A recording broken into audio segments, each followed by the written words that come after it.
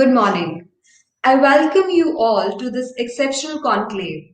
Let's begin by looking at the wonderful journey of Water Digest over these 15 eventful years.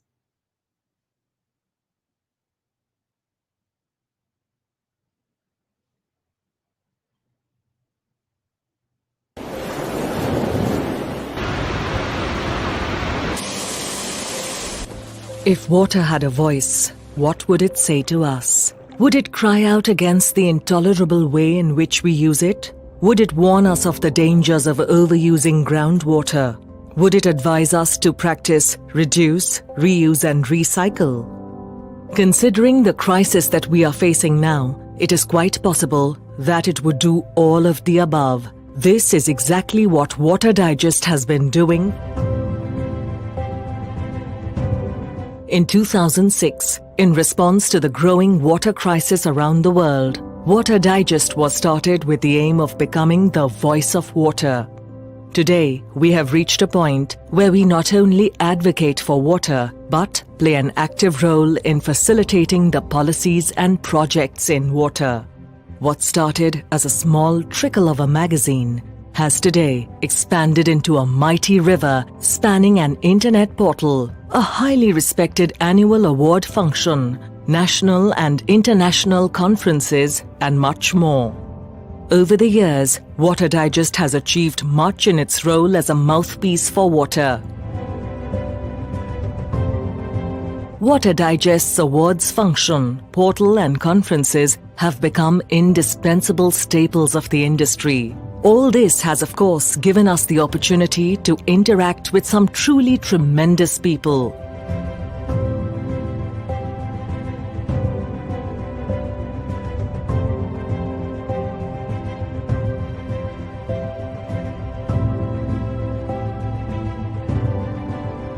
And like rivers that know no boundaries, we too have crossed borders and represented the water media of the country at various international water events and trade meets.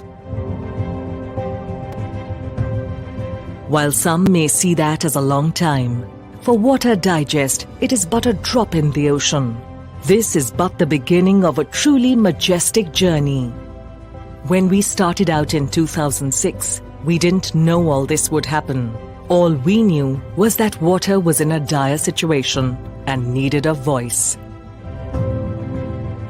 That voice, Water Digest, is listened to in the entire industry. And while we can't say with any certainty what will happen over the years, one thing we can say for sure is that the voice of water will never be silent. Good morning, everyone. On behalf of Water Digest, I would like to welcome all our dignitaries, panelists, and all the eminent delegates and personalities to the online Water Digest Global Conclave 2021 in partnership with UNESCO and supported by the Department of Water Resources, River Development and Ganga Rejuvenation, Ministry of Jal Shakti, Ministry of Housing and Urban Affairs, Government of India, and our key partners, Delhi Jal Board and Electroshield Castings Limited. Day one of this conclave has been both informative and enlightening for all of us present here. With such a great beginning, let's move ahead to our today's session, Valuing Water, Best Practices from Around the World in Water Reclamation to Conserve, Recycle, and Realign Judicious Use of Water Resources. Now, I would like to request Ms. Anupama Madho, Director and Editor, Water Digest, and all the panelists to come forward and switch on their cameras. The first panel of session includes Speaker 1, Mr.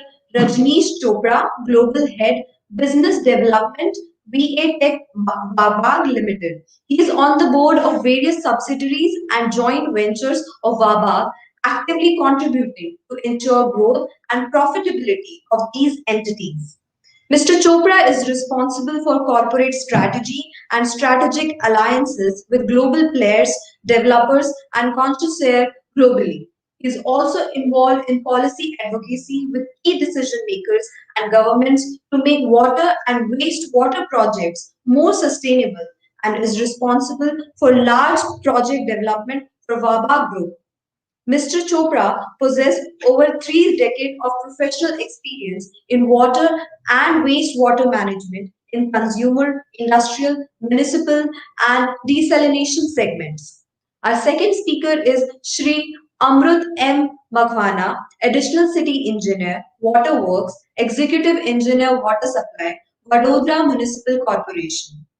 With an extensive experience of 28 years across diverse departments such as road project, bridge projects, zonal services, water supply services, and more, Sri Amrut Makhwana is presently the additional city engineer at Vadodara Municipal Corporation. Our third speaker, Sri Ravindra Desai, Director Operations, Government and Corporate Relationship, Art of Living's River Rejuvenation Projects.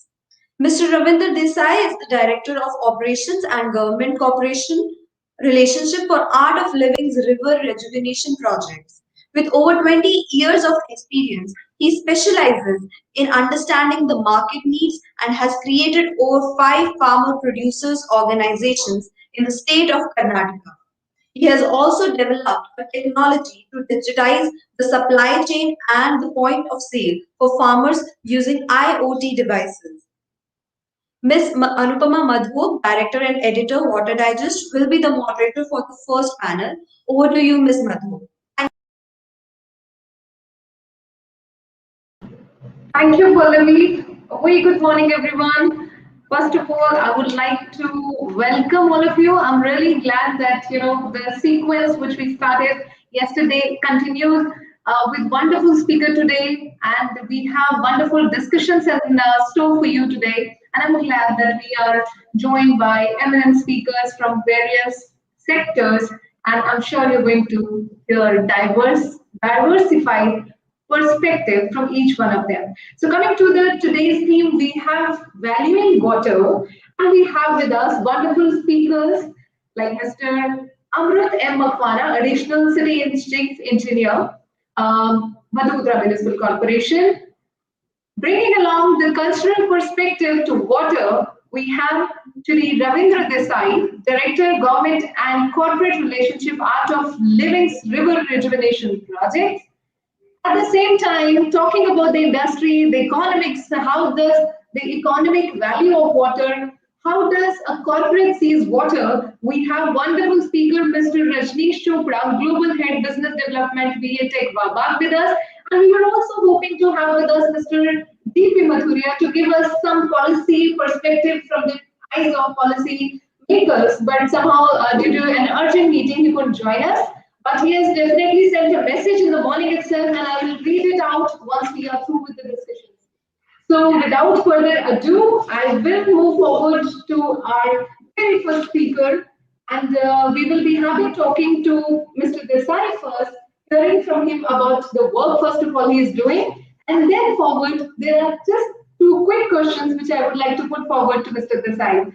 So, before starting, I would like to hear few pointers on how you are working through Art of Living, how you're involving community, and how you are working towards rejuvenating rivers. Over to you, Mr. Desai. Thank you, Anupama ji, and good morning to all of you.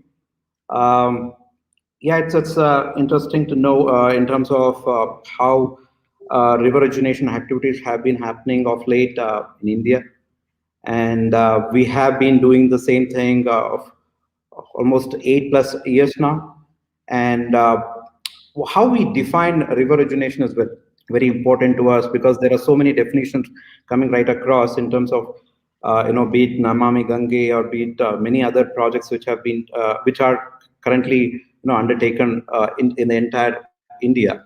So what we basically define, how we basically define is it's reviving the entire riverine ecosystem by restoring the ecosystem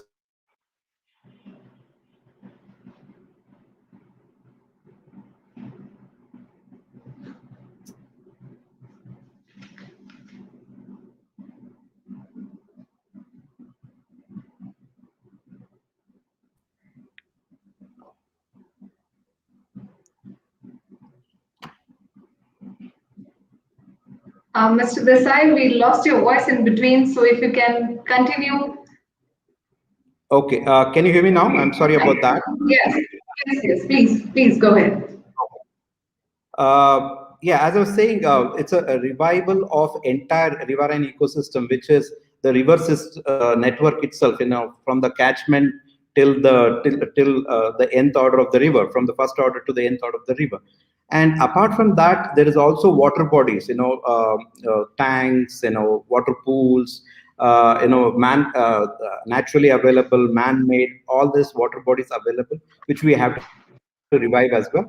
And along with that, afforestation. I mean, the important aspect of a river is also the green cover, which is very important. So reviving even that green cover is quintessential. So our definition of river rejuvenation is working with the entire gambit of the river network, which means the rivers, stream, rivulets, uh, tanks, and the forest cover as well.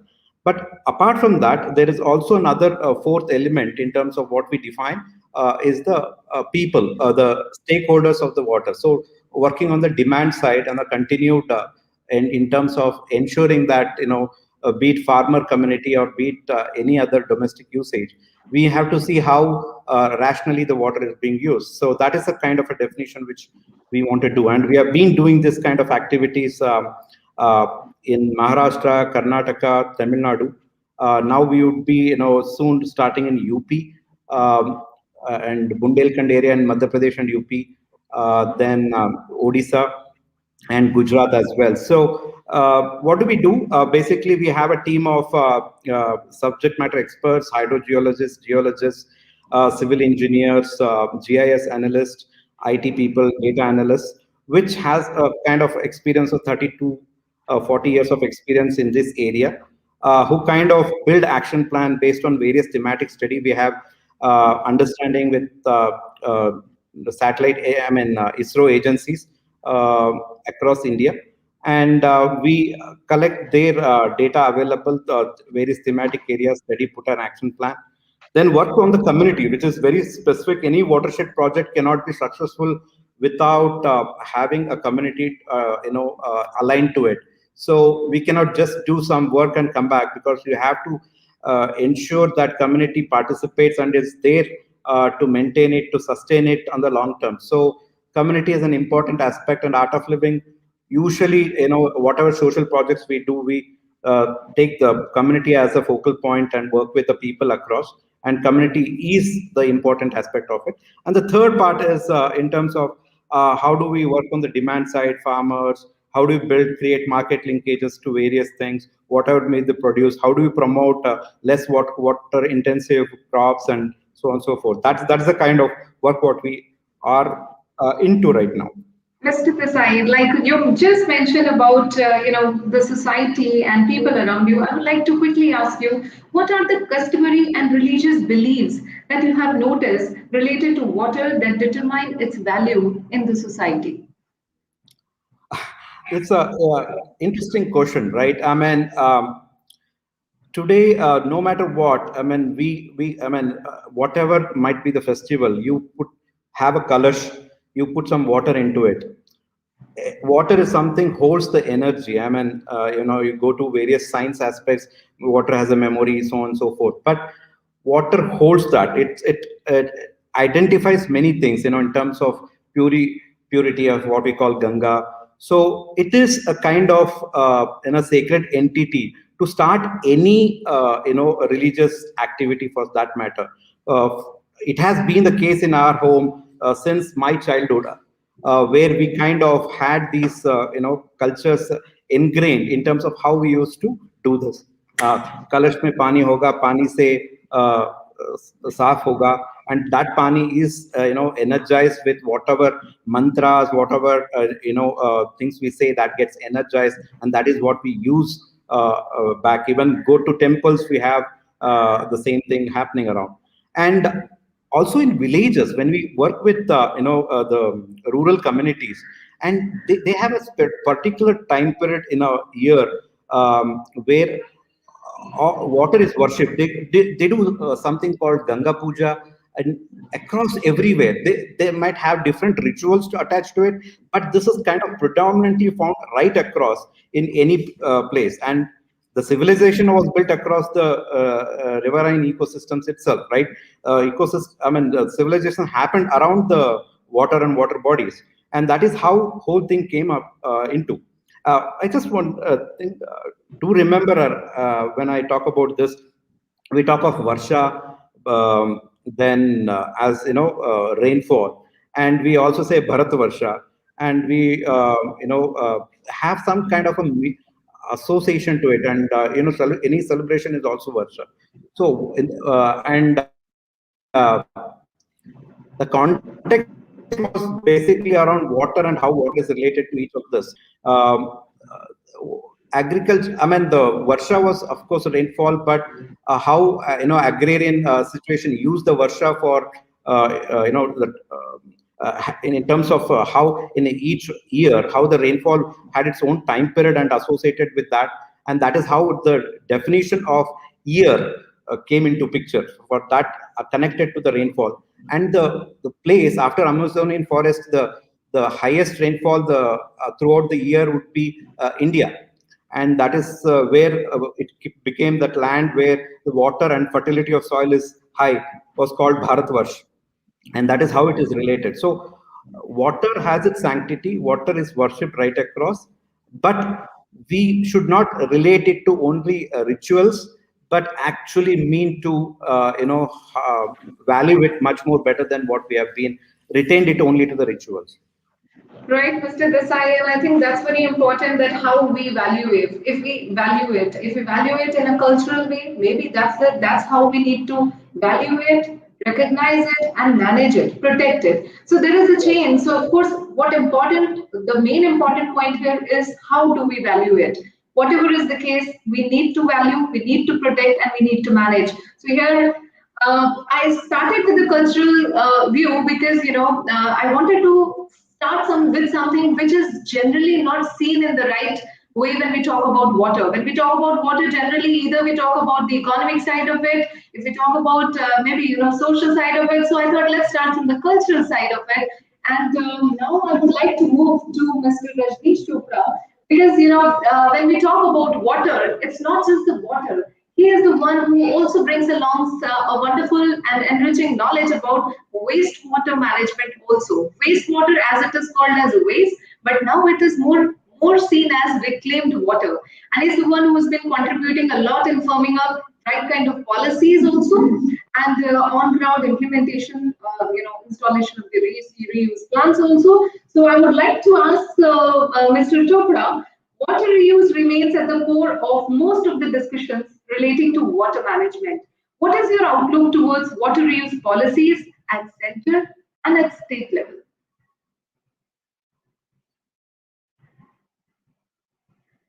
Mr. Chopra, I request you to kindly unmute yourself. Thank you, Anupma. Thank you for having me on the conclave. And a very good morning to all my fellow panelists.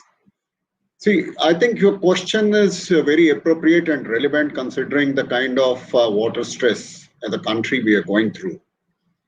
I think this time on the World Water Day, even UN has said valuing water. But what we at VATech Vabag have always believed is that water is too precious to be used just once.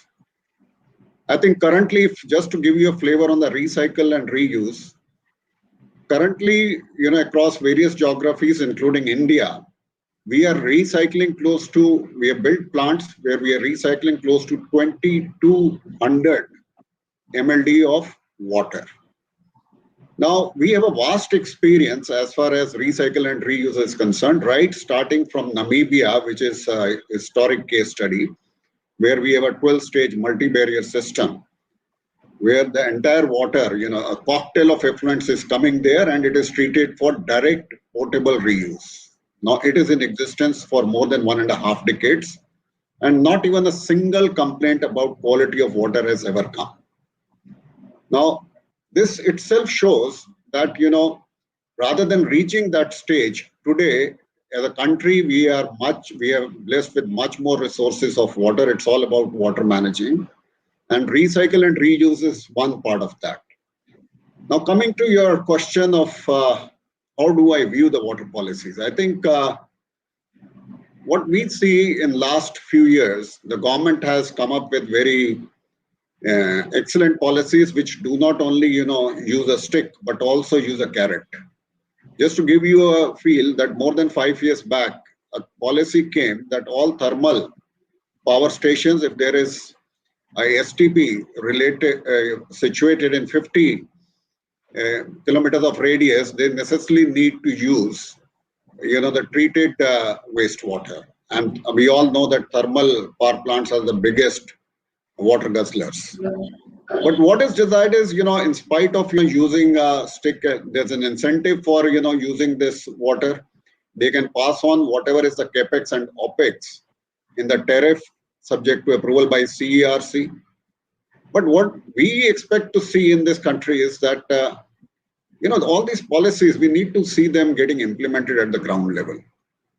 Now, I believe there is another recycle reuse policy which is there. I think we all have contributed from industry based on our experience to the relevant team in Jal Shakti Ministry. I think all inputs with practical case studies we have shared with them.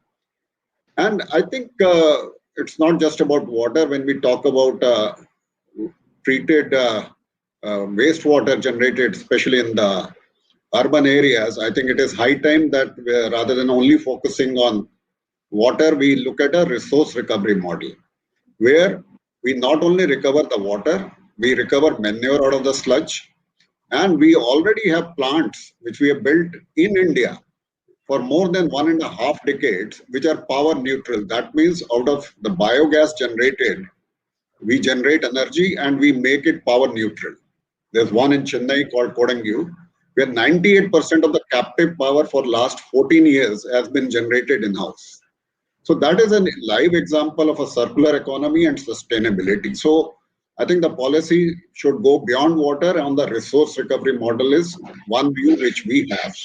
Also, when we talk about recycle, the industries have been the biggest contributor in terms of giving revenues to municipalities when they use water. So similarly for treated wastewater, I think industries, as per new policy, they will be the biggest users wherever industries are available. So I think industries also needs to be incentivized. We all spoke about carbon credits, but when these industries, they are paying heavy tariffs, commercial tariffs, and using treated wastewater, I think government should institute beyond the current policy something like carbon credits. We can have some blue credits where they get incentivized, or at a certain point of time they can encash that. A lot of industries have gone for zero liquid discharge now as per new regulations, so they need to be incentivized further in the policy. These are some of our views, and 5 states have come up with recycle reuse policy. Now they are talking about first step is treating 100% of wastewater generated. The second is, they in a phased manner, they are looking at, since Gujarat is one and we have an eminent speaker from Gujarat talking about 70% of the treated wastewater to be reused.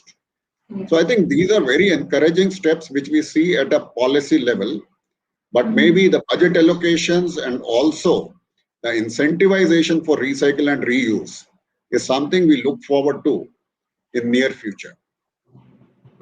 Right, Rajneeshji, and you rightly said recycling, reuse is one of the sectors. Like you mentioned, 5 of the states have already come up with such policies, but there is a need that other states also kind of recognize this need of recycling the waste and then reducing the consumption of fresh water eventually by compensating it with the wastewater, the treated wastewater.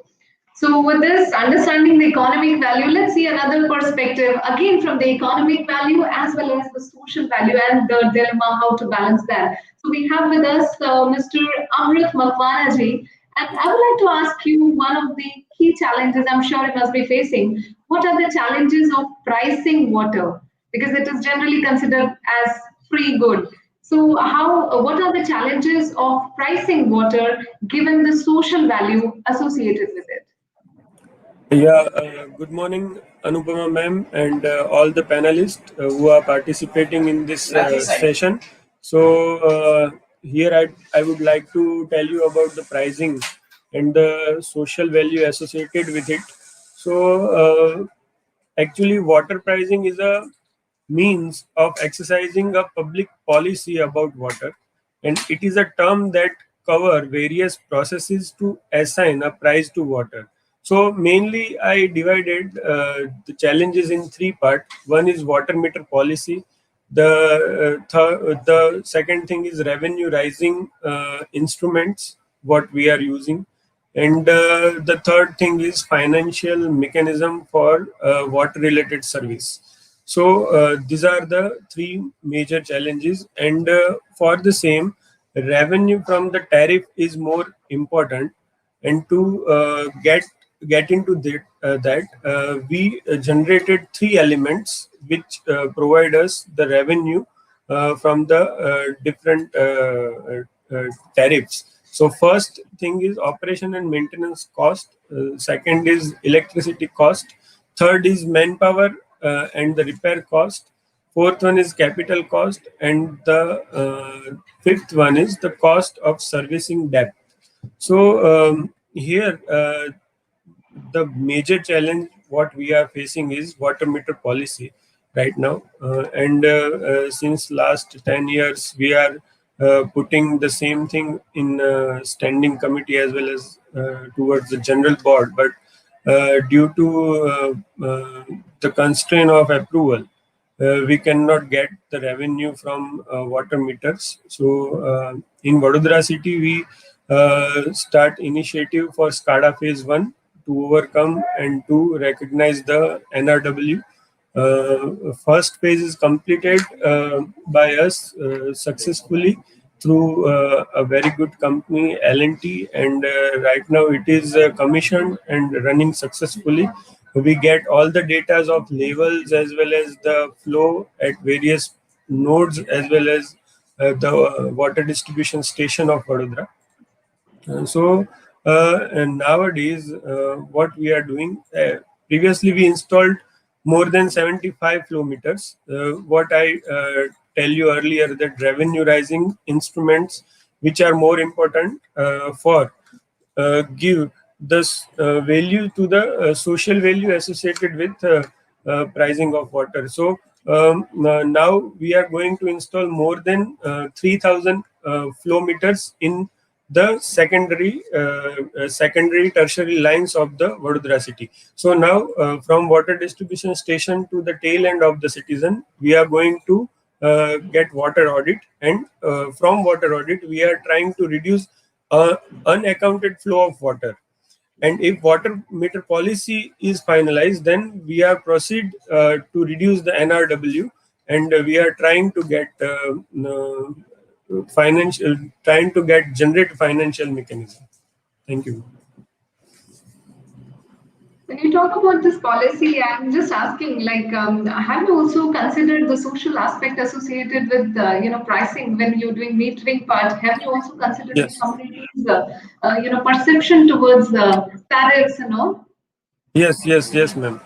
We already analyze, and we already describe all the formats. At present, if we are send a water tanker to the citizen, the price of 4,000 liter is around 309 rupees, which is the cost bear by VMC. It is not bear by the citizen. This cost is bear by us. So for that, we already commissioned 24/7 project through our three overhead tanks, and per liter, per 10,000, per 1 kiloliter, we charge 6 rupees per day. There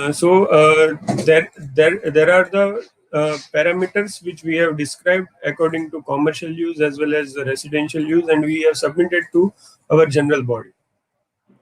Great, great. So I would also like to tell you that yesterday we've been talking a lot about the Sustainable Development Goals, and it continues. The discussion continues today as well. And that's why, because yesterday more or less our discussions were focused on 6.0, goal number 6.1, 6.4, and 6.6.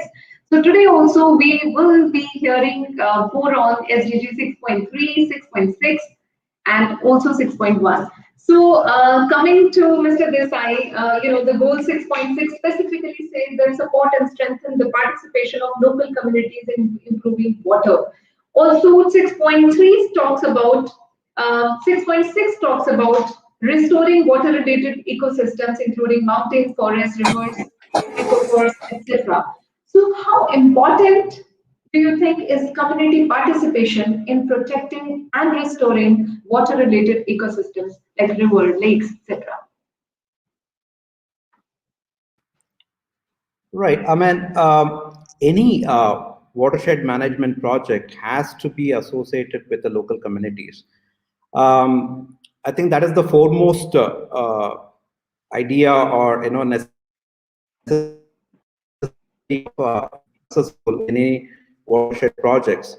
The way we kind of started the project in one of our villages, where it was a rain shadow area and there was fluoride high water content, and then the water depth was almost 900 feet below the ground level, and that is the kind of situation. And we could do simply with 11 lakhs, which is kind of community funded, art of living funded, and local entrepreneur funded. Uh, uh, 11 lakhs which we put in, and we could bring a lot of difference to that particular village and the nearby another two villages.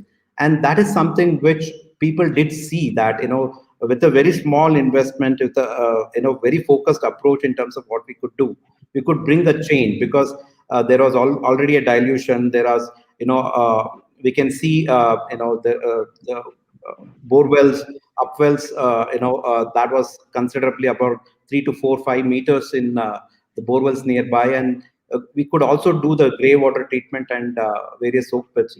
So that kind of did see that community participated and worked with us, and it really could change make a difference, because it's not just driven by an NGO called Art of Living, but it was actually the people movements which was more important in terms of how it was created. And that is something which got replicated right across the multiple places. We took the entire basin, starting from one village. We took almost to 5,447 square kilometer area. This is Vedavati river basin, which is falls under 5 districts of Karnataka. So community is essential, because we can go do such structures, come back, but if it is not maintained well, if they don't understand the use of it, if they don't really take it forward in terms of maintaining it, it's going to be difficult. No organizations can support it forever. So it has to be that community has to be part of it. That is where we start with capacity building into these areas. We do water literacy programs in terms of creating at least 1 to 3 resources in each of the gram panchayat, in terms of in Kannada we call them neergante, which means water keeper, or a one who understand the water resources in that area and plans the usage of the water. That is how it used to be in our yesteryears too, but we have kind of forgotten that, and we are trying to revive that kind of a knowledge back into the people, to say how it is important to have a good usage. And we are talking about water accounting and budgeting, and that is exactly what we want to bring the level of the community, right? A village or a panchayat can understand what are the ecological assets we have, how many water bodies I have, how much of rainfall this area does get, what is the kind of a runoff what we have, and what amount of water percolation we have it right now, what is the extraction, what is the water mining we do. All that can be calculated. It's very simple, but it has to be told, it has to be educated, that awareness has to be created, and that's exactly what we do. And I'm happy to see that I did see that conscious and connect, and that's exactly what is important. We are bringing that awareness to the communities. They all know it, but it's only that we need to push, we need to give a little nudge to, for them to take it forward. And being there with them for a sustained run would really help the communities take it forward. True, I think, and that's why time and again, even our Prime Minister, Mr. Modi, has also been focusing about recently, even this Cash the Rain campaign also, it's more focused on joining of more and more people in this initiative. So that's true that it has to be a Jan Andolan. Whatever we do, community has to be part of it. Coming back to Mr. Chopra, you mentioned about the scope and the importance of wastewater recycling and reuse, and it should be formed up in the policies also. So I'm going to read the note from Mr. Mathuria also, which talks about state policies and the safe reuse of treated water policy, which I think we've been talking about. So, but before that, I would like to know, how do you see what is the scope of wastewater recycling and reuse in India, given the kind of infrastructure we have, and what are the key strategies that can promote its adoption in various sectors in India? Thank you, Anupma. An excellent question. I think as far as recycle and reuse is concerned, currently, we are producing around 62,000 million liters per day of wastewater in urban areas alone, and probably only 23 to 25,000 of it is getting treated. So we have a huge gap. So the first step is we need to treat the entire wastewater, and if it is reusable, it makes a lot of economic sense for urban local bodies, for the state governments, and for the central government to make an investment there. Now, the first thing which is bankable and which is most acceptable today is a municipal industrial partnership. Just to give you a feel that we built a 45 million liters per day treated wastewater recycle plant. The entire production is pumped in Chennai to industrial cluster in a SIPCOT built. The total capex, whatever the Chennai Metro Water Board has invested, they have calculated their payback period as 3.5 to 4.5 years. So with a 25-year life cycle cost of a plant, it makes absolute sense for the urban local bodies to go ahead wherever industrial usage is there.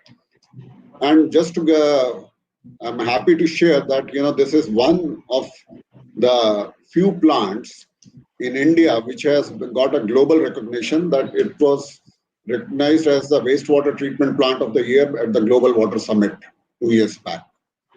The water quality from this plant is of a drinking water standard, or also it's not being used for drinking water. If I go to the plant, I drink water. Recently, we had a dignitary, the secretary from Ministry of Urban Affairs, he drank the water.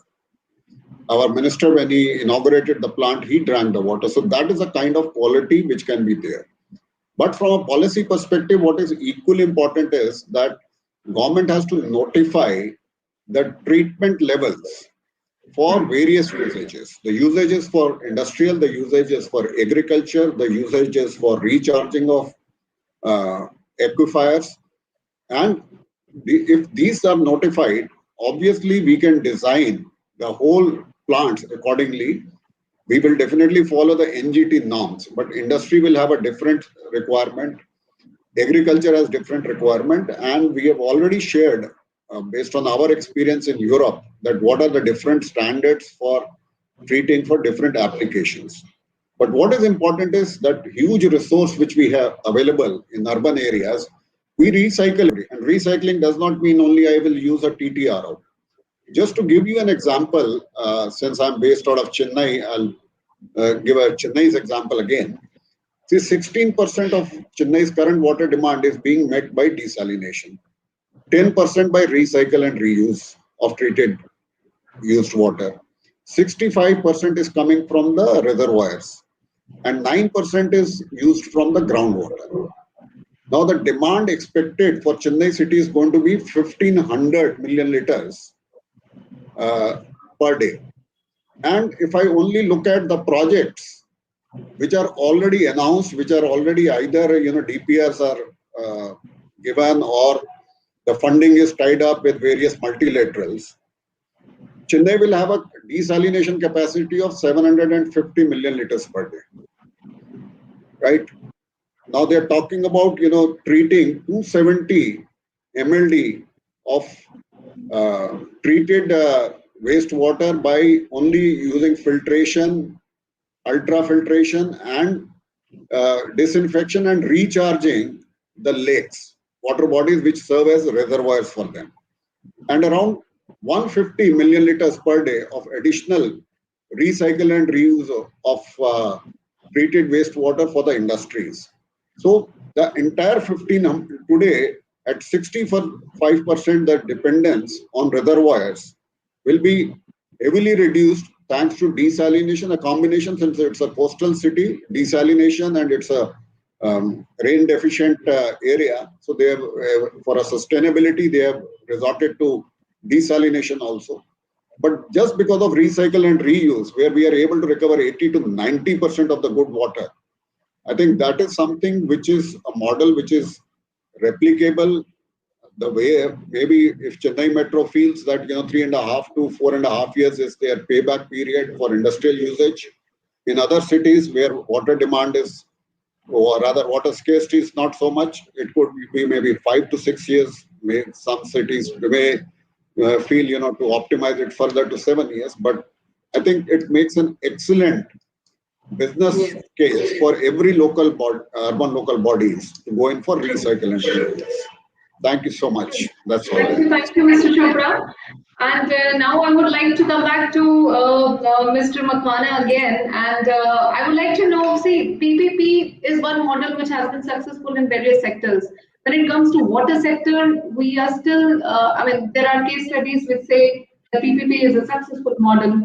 Others say that it is not so successful. So I would like to know what, according to you, is the significance of PPP models in improving overall water management?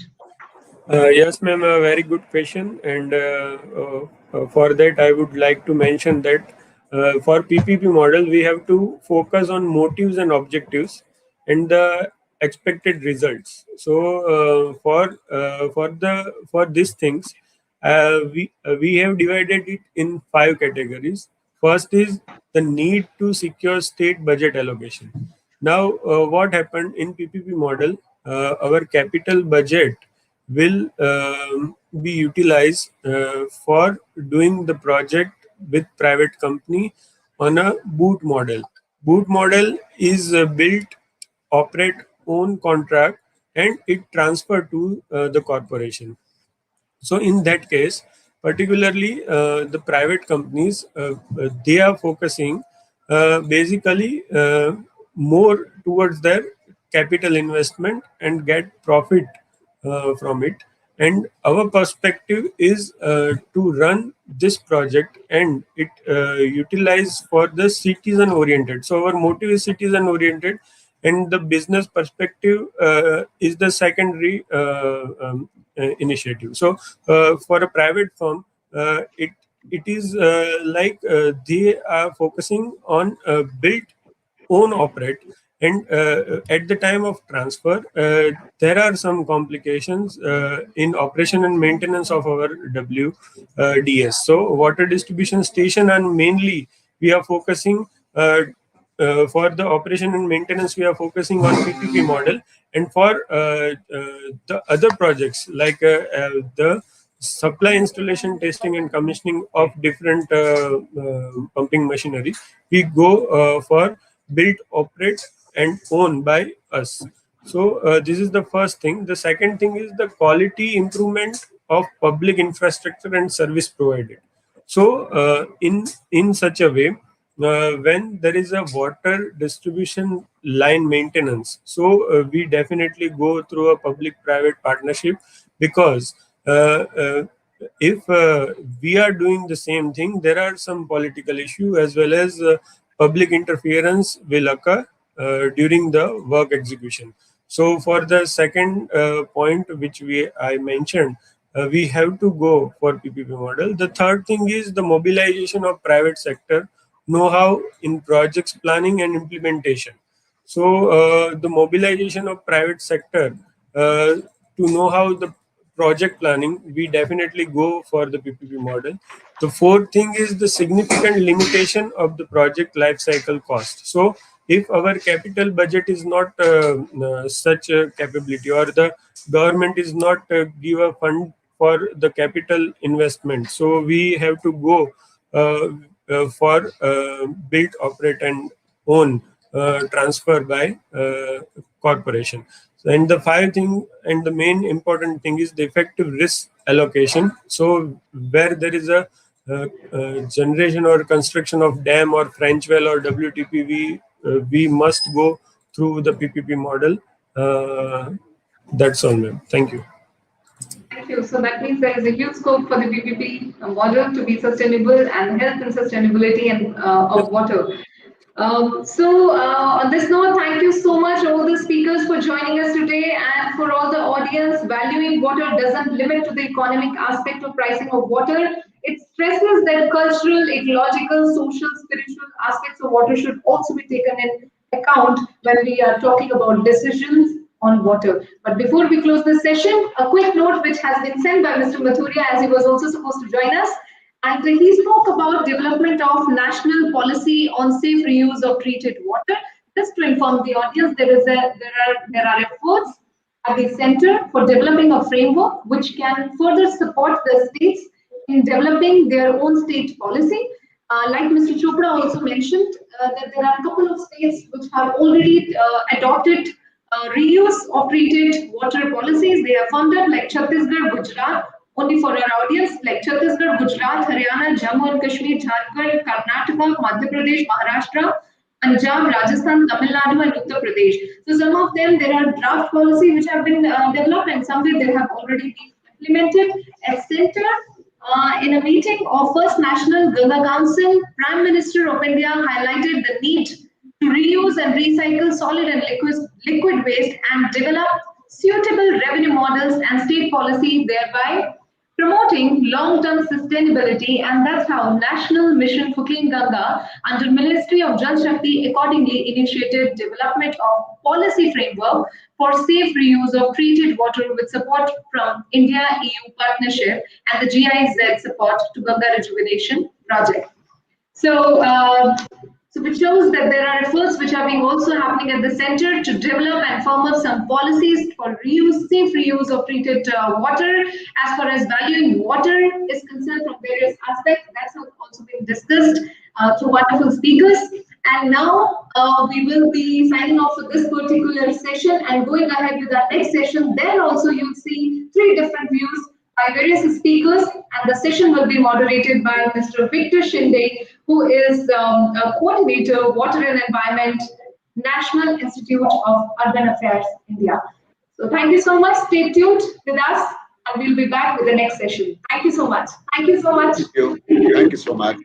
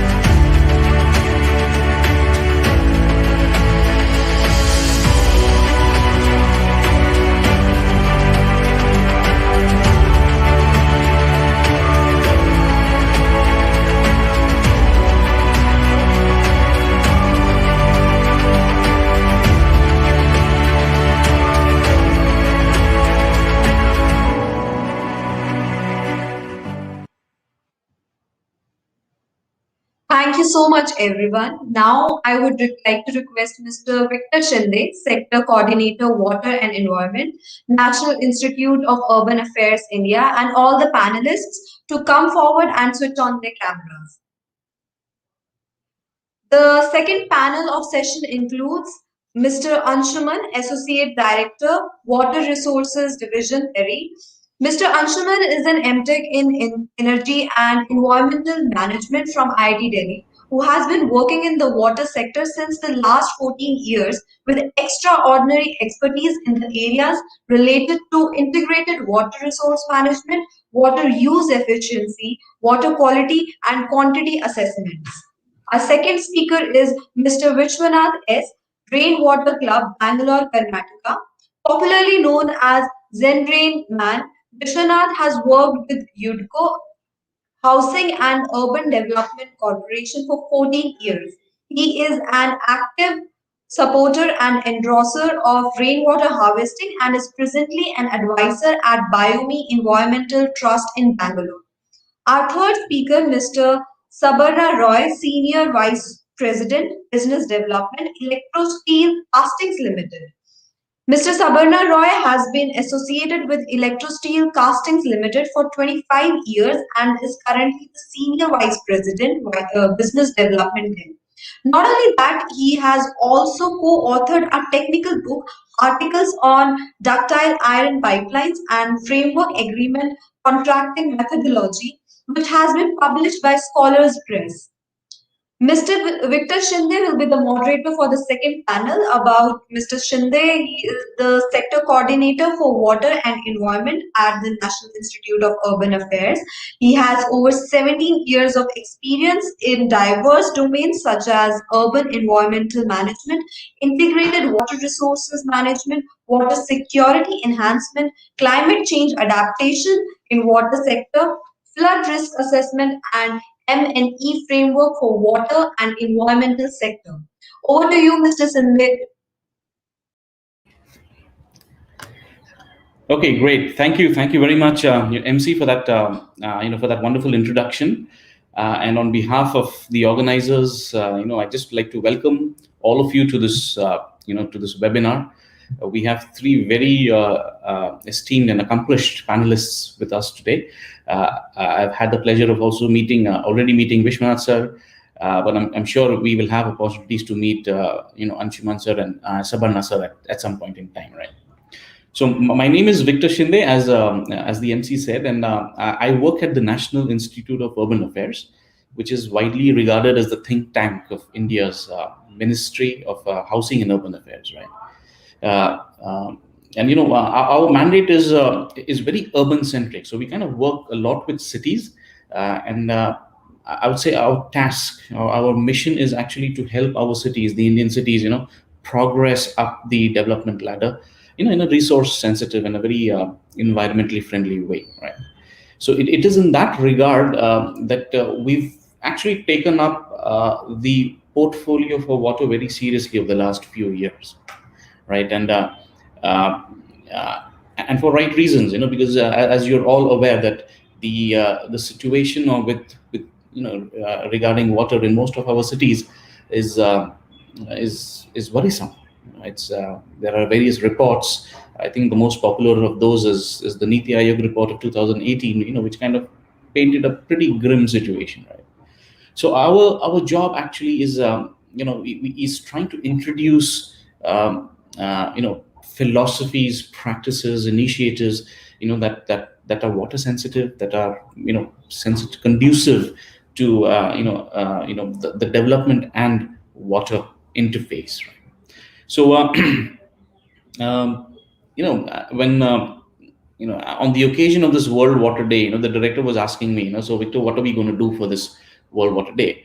And I thought long and hard, and the theme for this year's World Water Day was valuing water, right? And it's a very apt theme and something that we're going to discuss today now in this webinar as well. And typically when people think of valuing water, the economic angle comes to the fore. That's the first thing that comes to mind, and there's nothing wrong in that, of course. There is an economic value attached to water, and which has to be always acknowledged and justified, right? But then apart from that, there's also that a spiritual value attached to it, a cultural value, an environmental value. There are so many facets of values that could be attached to water. And it is in that regard we actually produced a white paper on that, just looking at how different countries, through their cultures, through their traditions, through their festivals, how do they celebrate water, right? And it was a very for me, it was a very invigorating experience. Although I've been in this sector for the last 17 years, okay, but then just understanding this a slightly different perspective of water was very nice, right? And that's precisely what we're going to do today here. In this webinar, we're going to look at different aspects, different values, different perspectives when it comes to valuing water. Okay, and I already said, we have three very good speakers with us today, panelists, who would be then kind of elaborating on different perspectives, right? Right. So without any further ado, let me just start this conversation, and I'll start with you, Anshuman sir, to begin with. Since you're working at TERI, which works quite a lot on policy, which works quite a bit on the larger issues that that are faced by the water sector in India. I've also seen you on TV on a couple of times, right? So I think you would be a very apt person to answer this question on. Did we just lose him? I can't see him on the screen. Anshuman sir, are you there?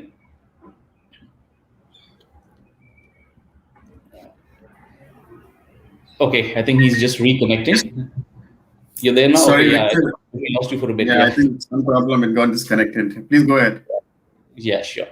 Right. So my question to you, I'll start off with this. So as you must be aware, and I'm sure you are aware, the new water policy for India, is now being drafted, under the chairmanship of Mihir Shah. We had the pleasure of providing our inputs, to the committee that is drafting it, right?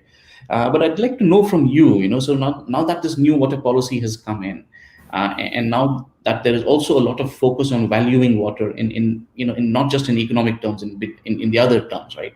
So what are your views on what the previous policy has achieved, right? And what should be the key areas or the key thrust areas of this new policy? What should it be covering, and how do we go about acknowledging the contemporary thinking that is being now associated with the water sector? Anshuman sir? Right, Victor, I'm sorry, there's a tremendous amount of disturbance in the voice, but I could gather the essence of the question. Firstly, thanks to Water Digest for having me on board for this discussion. And I know with Vishwanath and others on board, there's this fair amount of sense and experience that will be brought into this discussion. Let me mention to you, I mean, the policy, when it was first drafted, we had a different kind of challenge in our country. We were looking at, how to tackle pollution and how to provide drinking water to people, and likewise. So if you look into the origin of how the policy has evolved over a period of time, we have focused on how to, curb pollution, how to, provide drinking water, have more water provided to people as much as they want. Over a period of time, however, the dynamics of water, in terms of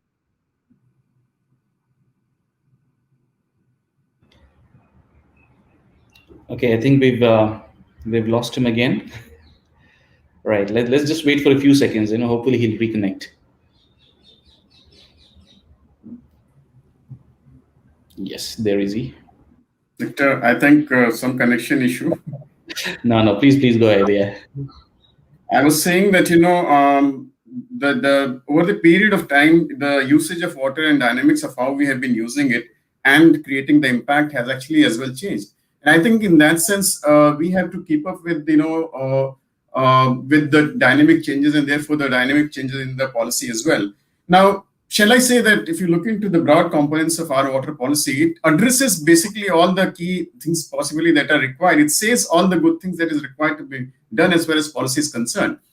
I think, however, the catch lies in the actual implementation. And I think the new policy should talk more about implementation framework rather than, the enumeration of what is required. I'm sure it will be updated based on the latest knowledge and information. I mean, all that key components of efficiency, pollution abatement, climate change, equity, etc., already drafted into the water policy.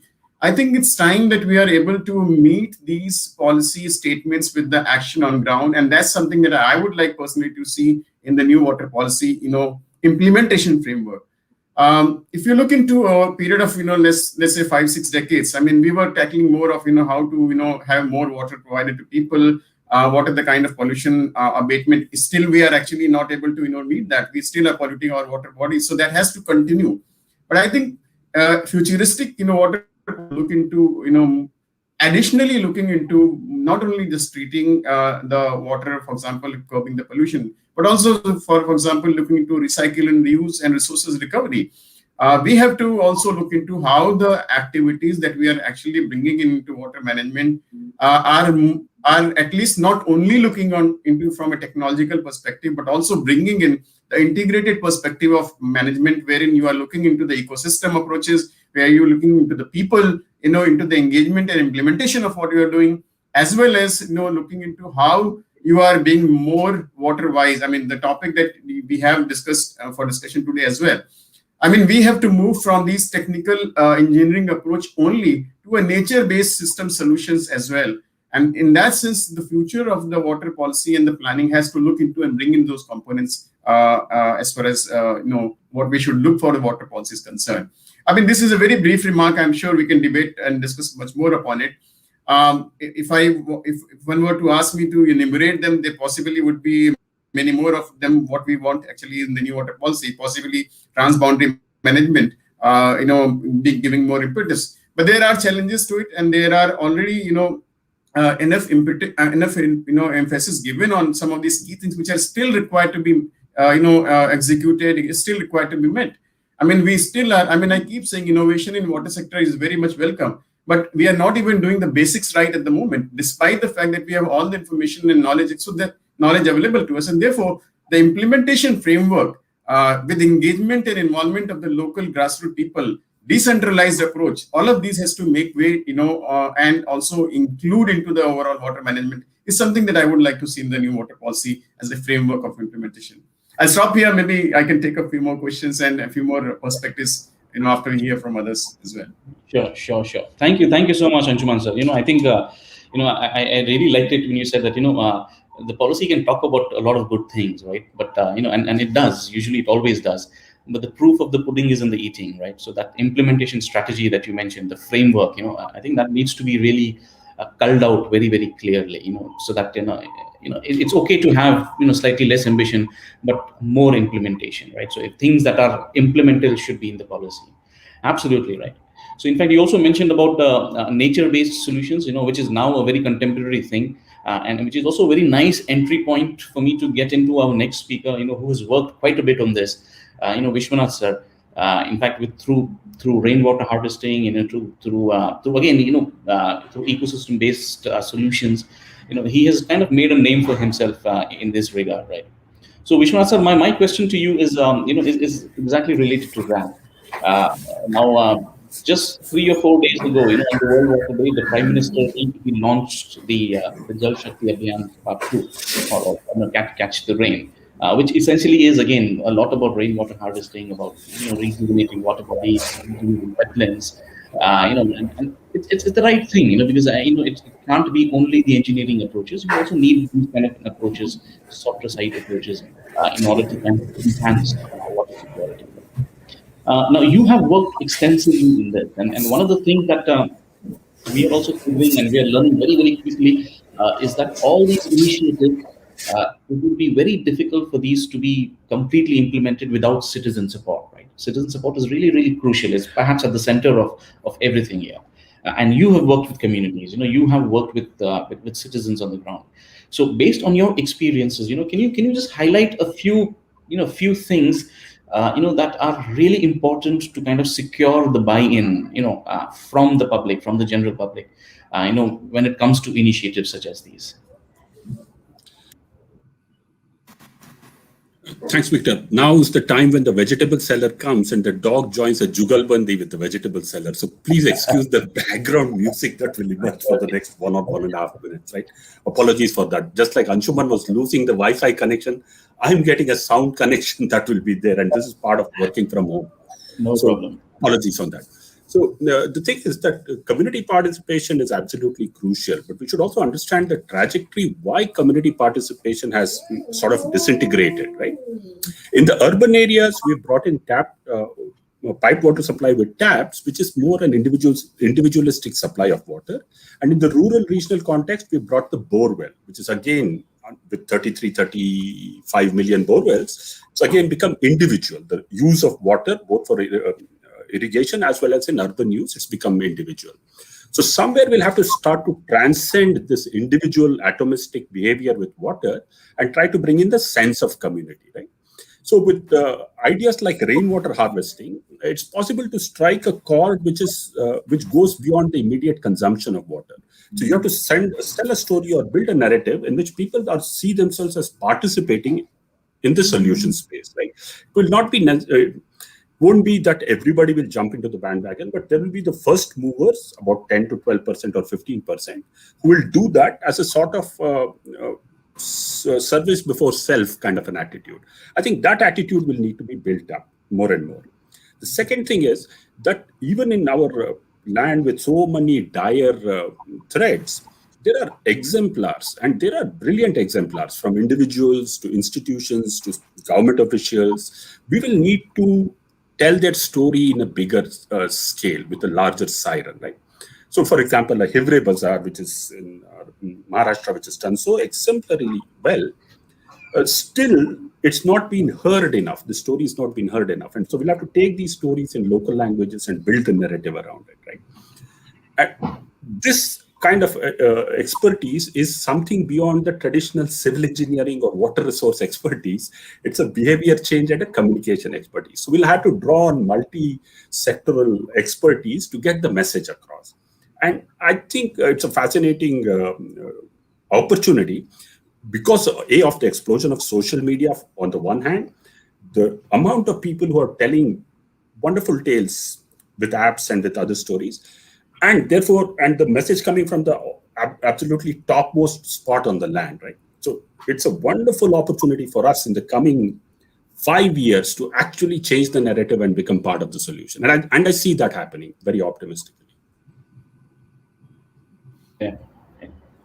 Thank you, Vishwanath sir. Absolutely. In fact, when you were talking, one thing became very clear, in my head that I think when it comes to engaging citizens, perhaps at the center of it all is a very robust and effective communication strategy, right? Because different stakeholders perceive things differently, right? So which is why that communication strategy becomes really important in terms of how do you talked about localizing stuff and telling them in terms of stories and using different media to do that. Absolutely, and this requires also a different niche, very different niche. I completely agree with you. These are things not taught in civil engineering. I myself am a civil engineer by training. Okay, I don't remember learning all these things, but yeah, absolutely, this is fantastic, right? So Vishwanath, so we'll come back to you again, for the second round. But let me now go to Sabarna sir. All right, so you are now from the private sector, right? And so which is why I thought we'll ask you a question more in terms of technology, and something that the private sector is very closely associated with, right? Now, one of the things that is that is having a lot of thrust, in policy, in initiatives, and in India, is wastewater reuse. Reusing the wastewater, and recycling it, and because that kind of solves a large portion of the water security problem here. But unfortunately, the kind of reuse that is happening is nowhere near the ambition that we target, right? I'll give you an example in Delhi, for instance. So we reuse only 8% of our wastewater, okay, and that is that is deplorable, right? So I want to understand from you. So what do you think are the challenges? Why are we not able to kind of reuse the wastewater? And what do you think should be our approach? Going ahead. To scale up the ambition when it comes to reusing wastewater.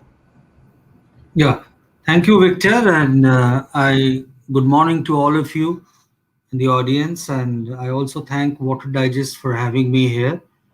Before coming to your specific question, let me tell you, since we are concentrating on urban water, what is actually happening is that the urban landscapes are filling up with population in a revolutionary manner, much more in terms compared to what are the kinds of assets and infrastructure we are building for the urban cities. So if we are planning for 100 MLD in the next 30 years, the actual population is growing beyond 100 MLD. So after 30 years, you are actually requiring around 200, 250 MLD. So you are not being able to keep up with the pace of asset building or infrastructure building in proportion to the actual population that you are having in cities from year on year basis. Secondly, you must understand that to have an integrated approach, that is from tapping water from surface based source to pumping, treating, distributing water to the beneficiaries, and then able to take away the uh, wastewater through a grid of underground drainage system, pumping them, treating them, and then you will have two kinds of sludges, one dry and one wet, and putting them into reuse and recycle.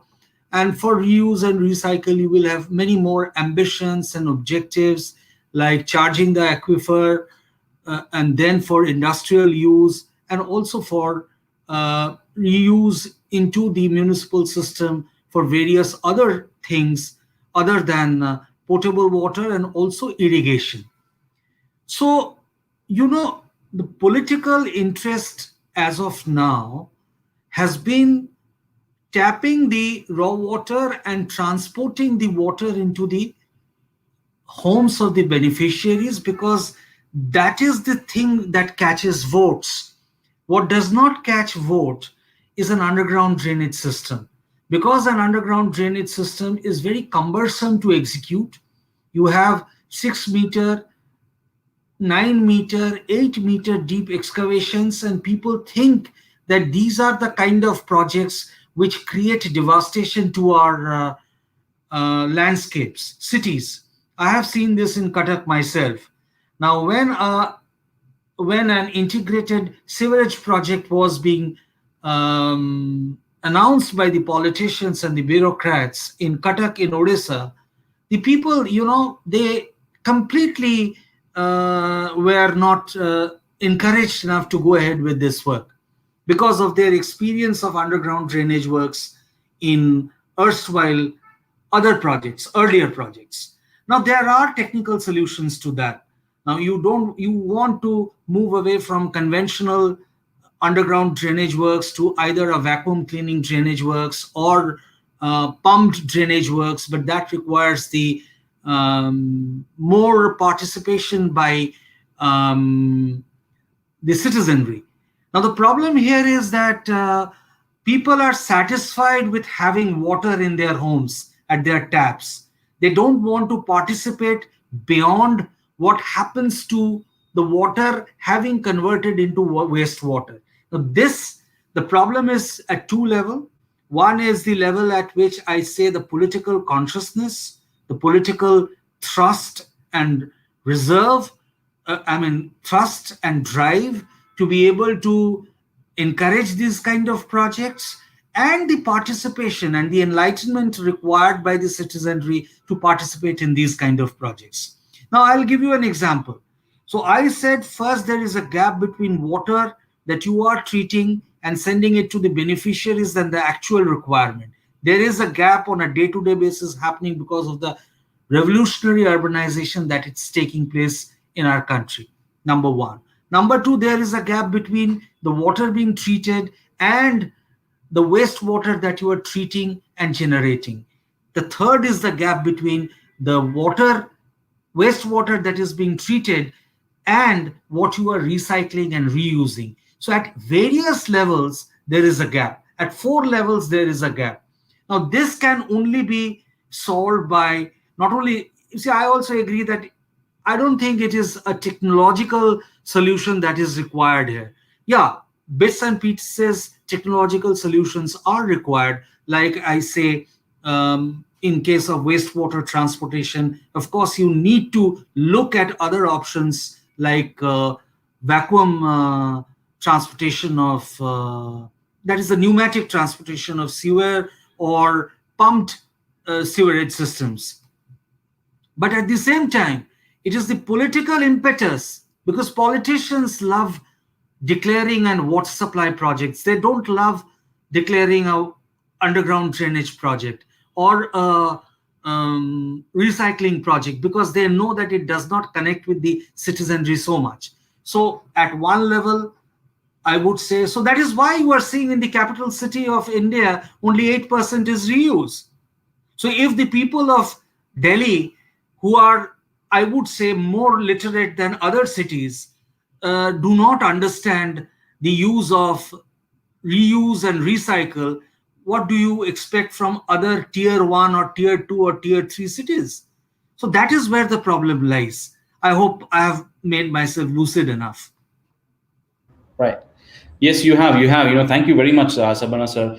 I think this is you pointed out to a very pertinent fact here. That I think that the challenge with wastewater reuse, needs to be looked at from different perspectives. Starting right from the political thrust, right from there. Then going down to the institutions that are mandated to making it happen.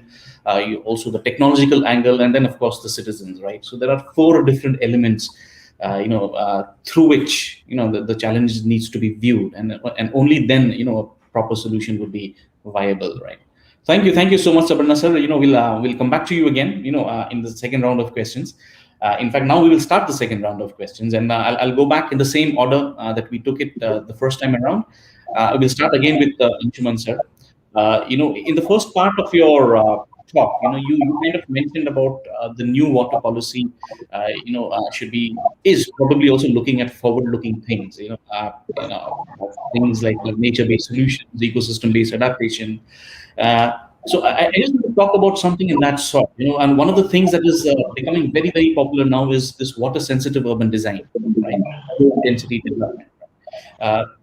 Cities like Amsterdam or Melbourne, Los Angeles, widely considered the water leaders in the world. They're adopting this very, very quickly, and to some extent, I think even this is being, I would say, explored in the Indian context as well, right?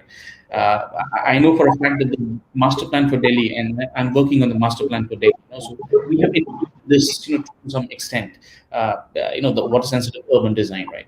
So I'd like to know from you, based on your experience and based on your understanding of the Indian sector, what kind of scope does this have today, in terms of buy-in, in terms of adoption, and how can this be scaled up, to the rest of the country, so such contemporary practices.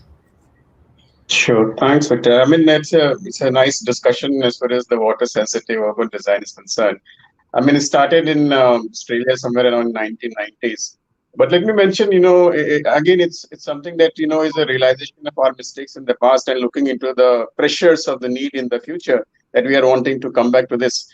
What I would like to start by saying is that we have to be more, proactive than reactive.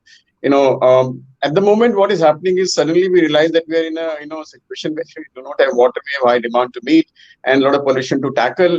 We have grown our cities where just nothing is possible. So we have to redo our thinking and possibly reinvest into, something that we made impervious structures and pavements. Now we have to make them pervious. So the point I'm making is the first thing that we need to look is that proactive, approach of looking into an integrated perspective right at the start.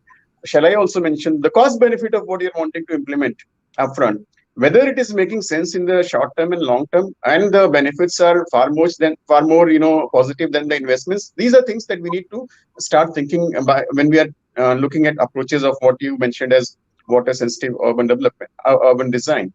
Now, obviously, it's a very welcome thing that one should think about, especially in the cities where we already have the heat island effects, and already we have so much of water basically running off in a flash, in many cases causing flooding.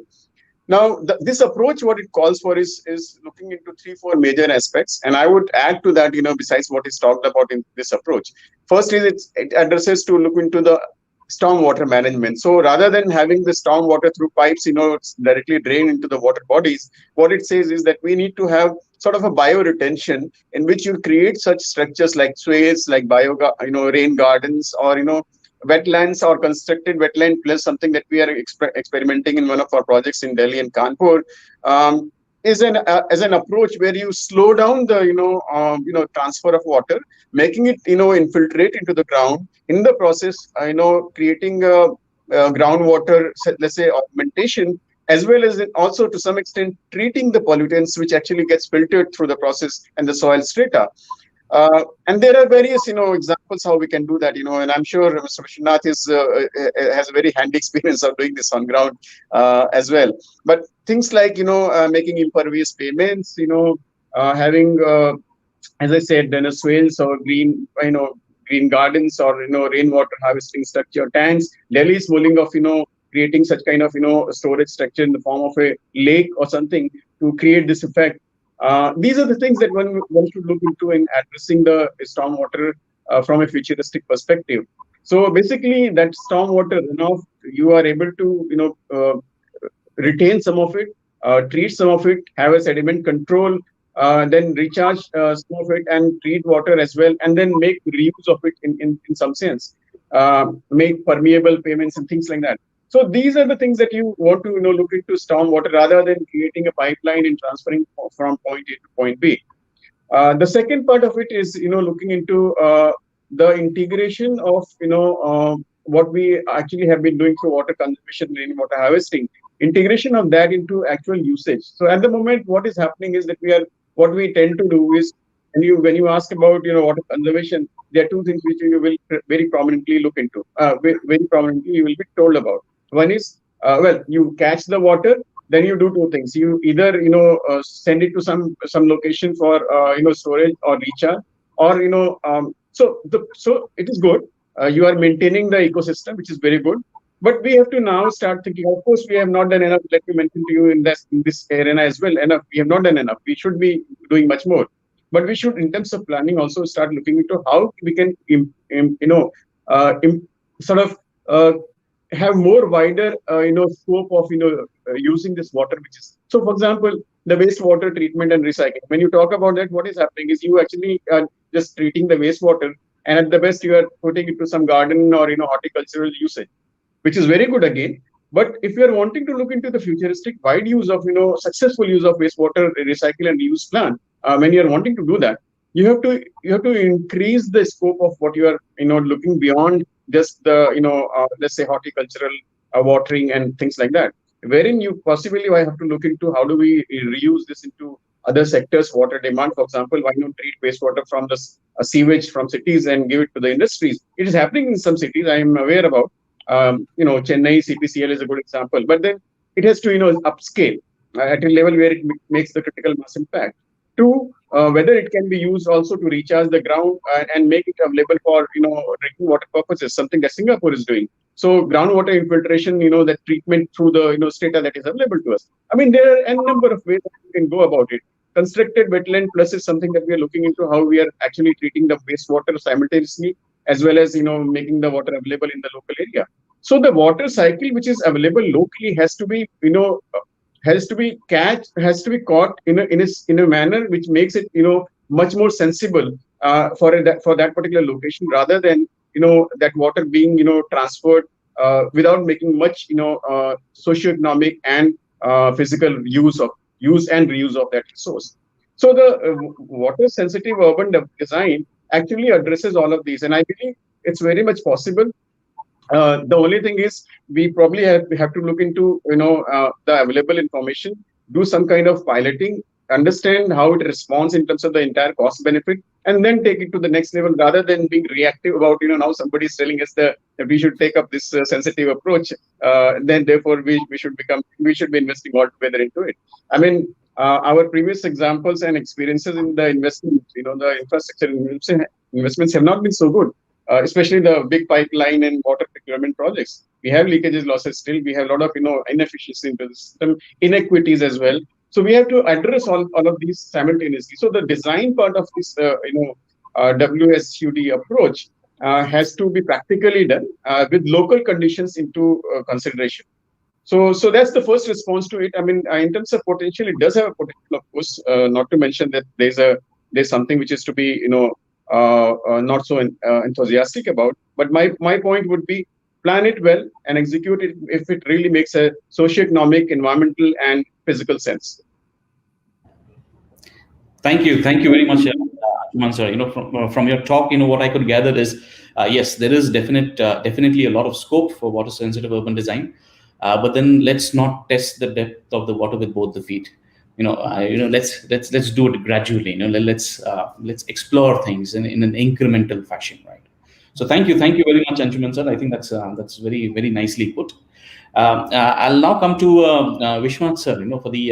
For the second question that I have for you. Okay, and this actually is again in line with this whole theme of this webinar. In terms of that intangible value of water. What we are talking about, right? And you've been working a lot with cities, and typically when cities want to augment their water security, they look at engineering solutions, they look at pipes, water being supplied, but how do you see the role of this intangible value of water, as a means to augment the water security? I mean, does it even have a role to play, in that overall water security of a city or a region per se, right? And then how do we go about leveraging on this intangible value of water? Yeah, Victor, thanks for that question. And I can't but respond to the wastewater and WSUD question also as we go to the intangibility aspect of it. Sure. One of the things that I've been seeing with wastewater, Victor, has been we have a notion that it has to reach a sewage treatment plant, it has to be treated, and then it has to be piped to some industry before it can be considered as reuse. What I find from my city of Bangalore is that there is about 1,600 million liters of wastewater being generated from the city. Only about 800 million is being treated right now. It will be ramped up to 1,600 million in the coming few months. But there's not a drop of wastewater which is being left unused. Informal use by agriculture continues to be the dominant use of wastewater, and somehow we don't seem to be recognizing it as reuse of wastewater. There are simple steps by which it can be made less risky. Health risk can be mitigated by simply growing, for example, non-edible crops, right? So you can grow flowers or eucalyptus or acacia or mulberry, as in one particular case that I was working with, whereby it doesn't enter the food chain, right? And there are simple methods by which the irrigation practice can be followed, whereby it doesn't contaminate the groundwater. I think India should seriously look at this as a stepping stone to where we want to get with treated wastewater of highest standards and then reused by industries and urban use, right? So the notion that wastewater is not being reused, I would park it. It is being reused very much. So that's one thing. The other thing with the water-sensitive urban design, which is the tangibility and intangibility issue, is that we don't have the institutions to do that. Unfortunately, the Delhi Jal Board or, for example, the BWSSB here are simply geared to pipe water in and take water out through sewerage networks. They're not in charge, or they're not even geared to think about rainwater harvesting or rain gardens or swales or something of that sort. So how do we re-architect our institutions will be a question. And as you're doing in Delhi, we'll have to integrate it with the master plan and the building bylaws to make WSUD more tangible, right? And for it to work. Now let's come to the intangibility question, which was a specific one that we're asking. And I can only make the intangible tangible by giving examples, right? We started to work with open wells here in Bangalore. To work with a shallow unconfined aquifer, the one way to do it, which is an unutilized resource. It's a very easy place to store rainwater, and it's very easy for people to reuse that stored rainwater from that unconfined aquifer. Maybe for non-potable use, but sometimes for potable purpose. So when we started to ask the story of the well, we found that people who had dug wells in their homes actually loved it. A bore well was it was there, but a well was something that you approached every year. There was a puja around it. The water was drawn. There was a protocol around the usage, and people were really worried if it got polluted, right? If sewage flowed in. So the culture of the well is something that I foremost talk about in terms of intangibility, because the well is not only a provider of water, but it's also a communicator of water. It is telling you that summer is coming. So you have to change your behavior to use the resource based on its availability, right? You can't change the resources availability based on your behavior, right? So that communication angle is something that's really, really important. And that is something that is intangible, right? So how do we get back to the culture of the well, of respecting water, of valuing it, of using it less in terms of scarcity, more in terms of plenty, of doing our best to recharge it so that it rewards us, of not polluting it so that it doesn't punish us, right? So if you pollute around a well, if you dump garbage around it, the well will get contaminated, it will punish you. So here's an artifact which as a model tells you how to deal with water in especially urban context, right? So I think we'll have to build on this context of the cultures of particular locales. With springs, for example, are worshipped in the Himalayan areas. Lakes have been areas whereby we go and approach the lake with when it overflows and there's a worship around it. Those kind of memories need to be reinvented in the current fabric. Yeah. The last point that I want to make about intangibility and behavior change and the culture of water, the most fundamental way we've impacted water is through our food habits. Agriculture continues to be the largest consumer of water, 80 to 85%.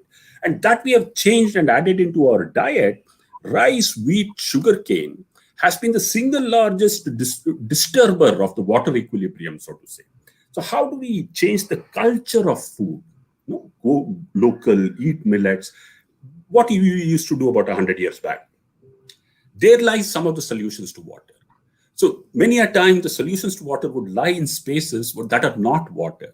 And that's something that we'll need to examine much more in detail as we go along if we want to find sustainable water solutions for our country. Thanks, Victor. Thank you, Vishwanath sir, for your reflections on this on this topic, right?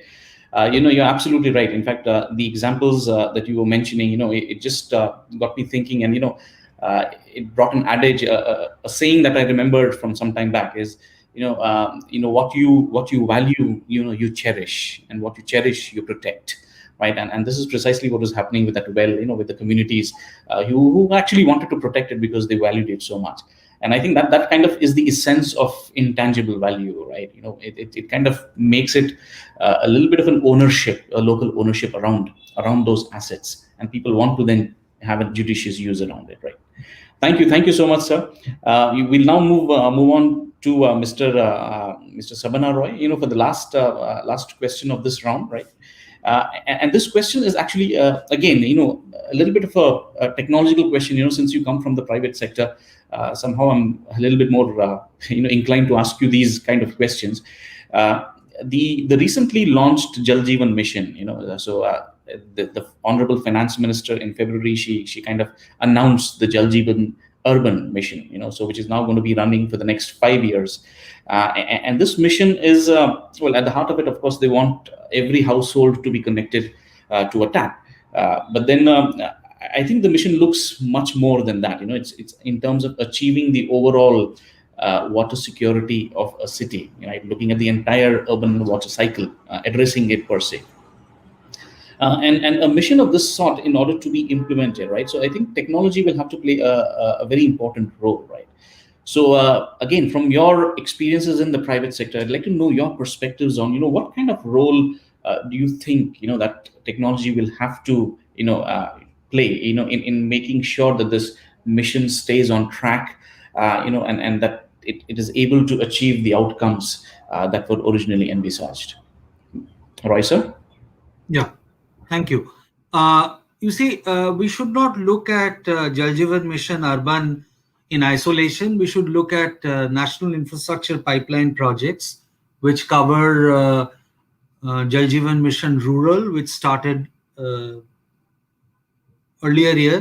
last year, and Jal Jeevan Mission Urban, which started this year under National Infrastructure Project, and also irrigation projects under it. And the projects which have been covered under Jal Jeevan Mission Rural, Urban, and the infrastructure projects, per se, I would not comment that they require too much of new technologies. Rather, they have been planned on the basis of conventional technologies. But yes, there will be the pace at which they are planned. I personally don't think the projects can be completed in that pace. Even if we achieve 60% of what has been aimed at, until 2025 for Jal Jeevan Mission Urban and the irrigation projects, and until 2024 for the Jal Jeevan Mission Rural projects, I think we would have done quite a bit, but this will give a lot of boost to industries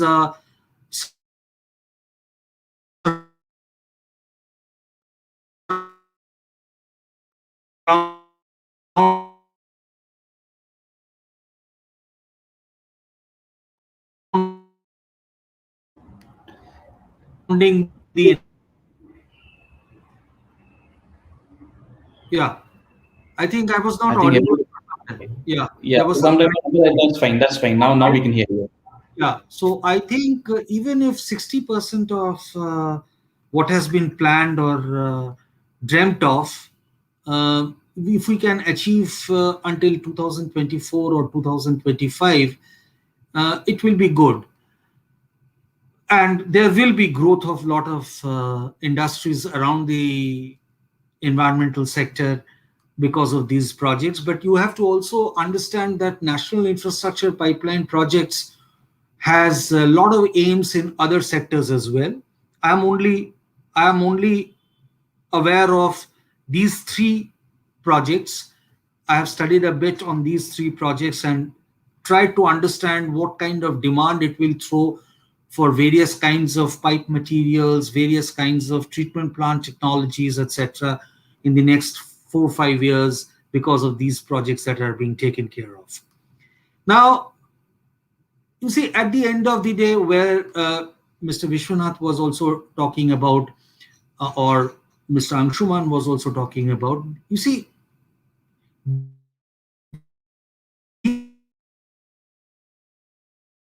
more logically balanced projects, what Mr. Anshuman were talking of. Now, government has planned Jal Jeevan Mission Rural, Jal Jeevan Mission Urban, and irrigation projects under National Infrastructure Pipeline. You must understand, when government plans certain things, it has a overall objective of winning elections. I keep on saying this. You have to understand this. Not necessarily the objectives what Mr. Vishwanath is saying. As an individual, I may have views which are very similar to Mr. Vishwanath. But as a technocrat working in a corporate sector, when I do government projects, and I can see for sure that these are not meeting the ecological targets for climate change that we are talking of. Now, for example, I'll take 2 minutes and end my talk. You see, I'm very concerned personally about climate change, and as a company, we are also completely very much concerned about climate change.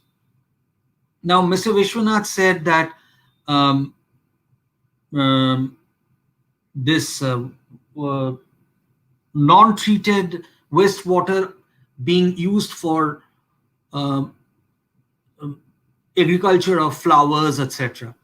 Now, we have to understand that because we are an agriculture, we have an agriculture which is water guzzling, and which is actually, out of which 80% is producing food for the people.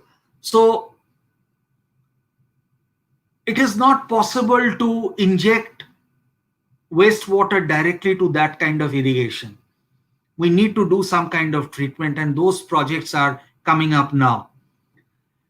Now, and about changing food habits, these are also something which I feel very relevant to the topic, very relevant to the subject, that we should be moving away from more water guzzling food products to less water guzzling food products. In fact, because we have been giving so much of power subsidies to farmers, they have been pumping water for which are actually water guzzling. So this kind of planning has not taken place. But you must understand, these are not the kind of things that have been incorporated in your national infrastructure pipeline projects of Government of India. Government of India has certain broader targets which they know are basically election targets. We have to understand it. Right. So this integration, whatever will have to happen from the outside. There has to be a counter challenge, a resistance movement has to start to be able to target these kind of smaller, uh, what I should say, ecologically driven projects. And I think it is possible with the kind of social apps that they were saying that we can communicate to the outsiders. Right, That's right. all I have to say. Thank you very much, Sabrina sir. I think it's very evident from this discussion also that when it comes to water, there will always be multiple perspectives. And all these perspectives are correct. There's no right or wrong here, right? It's just that we have different perspectives, but essentially it's just acknowledging these perspectives, having cognizance of these perspectives, and accounting for them in our management models, right? That there is where water management, I would say the crux of water management is, right? So thank you very much, Mr. Roy, for your comments. We are running out of time. In fact, we've already overshot by 10 minutes. So I'm going to do a very quick roundup and just thank all the panelists, starting with Anshuman sir, Vishwanath sir, and Sabarna sir. Thank you so much for your time.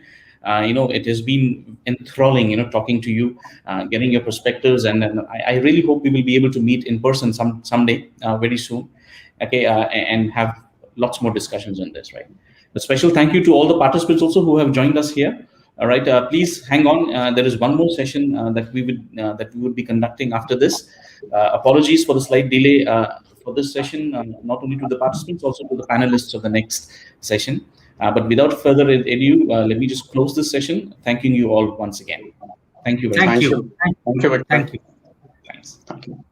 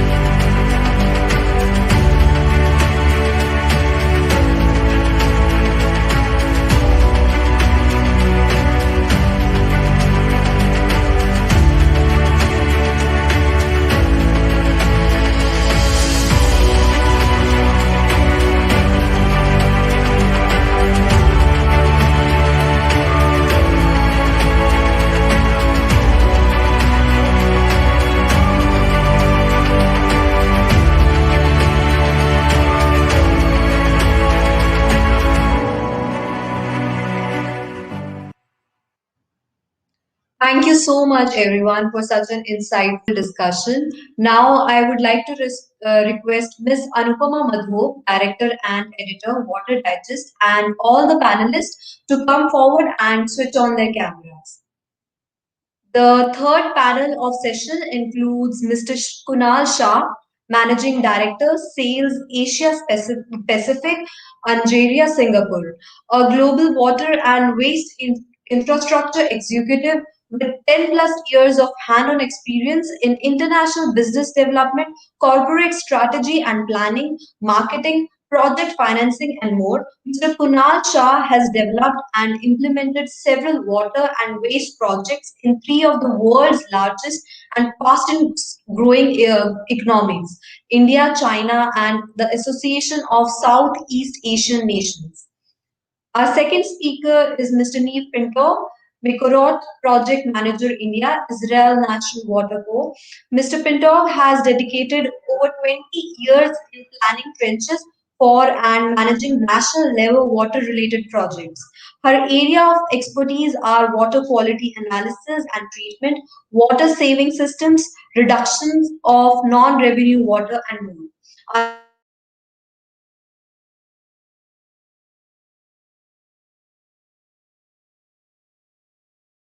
third speaker is Ms. Pravina Sridhar, Environmental Engineer and Public Policy Professional. Ms. Pravina Sridhar is an environmental engineer and public policy professional who has played a key role in drafting the Rally for River Policy Recommendation document that inspired the central government's Revitalization National Advisory across 29 states. Ms. Anupama Madhu will be the moderator for this session. Over to you, Ms. Anupama. Thank you, Pallavi. A very warm welcome to our eminent speakers and all the lovely audience who are with us since yesterday. And there were wonderful sessions yesterday on, we are focusing on global water security. And today again, we have eminent panel. We've been already doing 2 sessions. And now it's the time for final session. And before we start the session, I would like to tell everyone that this overall campaign, which we started for global water security, has already crossed 88,000 reach. We are expecting this campaign to overall go to lakhs and lakhs of people, and there are a lot of people who are watching us live. And I would like to start by echoing the words of my previous moderator, Mr. Victor, who just said that what you value you cherish. What you cherish, you protect. And I think these are in line with the valuing water initiative principles also. And so we have got a wonderful panel who will bring to us divergent perspectives on valuing water. So without further ado, I would like to hear from our first panelist, Mr. Kunal Shah, who is Managing Director Sales Asia Pacific Energy of Singapore. So, Mr. Shah, as you come from Singapore, you're based out of Singapore, I'll be happy to know when we talk about Singapore, water management is one of the key aspects it has worked heavily on. Singapore's new water is known worldwide. So, how do you see that wastewater management promote the virtues of valuing water? Do you think that it plays an integral role in ensuring global water security? Over to you, Kunalji. Thanks, Anupama. Thanks for inviting this session. Am I audible well? Okay, cool.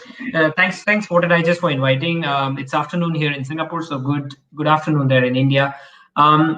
Very interesting topic, and as you all know, this time the session on Water Day is valuing water. You pointed out about Singapore, and I have a colleague here from Israel, Shalom Niv. Both countries, we have seen that necessity is always the mother of invention, right? So if anybody knows closely Singapore is an island nation, very small nation. It's a city-state in the world, 5+ million people. And Singapore depended heavily on Malaysia for its water supply, fresh water supply. And as geopolitical situations change across the world, you cannot depend a country on a source from other country. So Singapore decided to create what they call the 4 national taps. One is the water coming from Malaysia.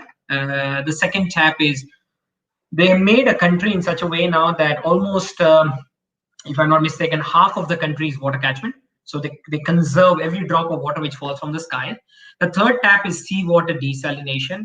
Singapore is the largest area in terms of desalination after Middle East. And the fourth tap is the new water, which Anupama mentioned. So by 2040, Singapore will recycle every drop of wastewater, whether industrial or municipal, and it will be going back into the circulating loop. So coming to the question, Anupama, that what wastewater management, what value does it play? I think it has a very interesting value that fresh water is scarce. We all know that, but fresh water has been slowly over the years, and urbanization and industrialization has been polluted. So wastewater management is important for preventing that thing to happen. And then wastewater management, if done to the level of recycling, also creates a value for the water, because water is too precious to be used once, said my former CEO, Rajiv Vittal. And there I stop my comment here.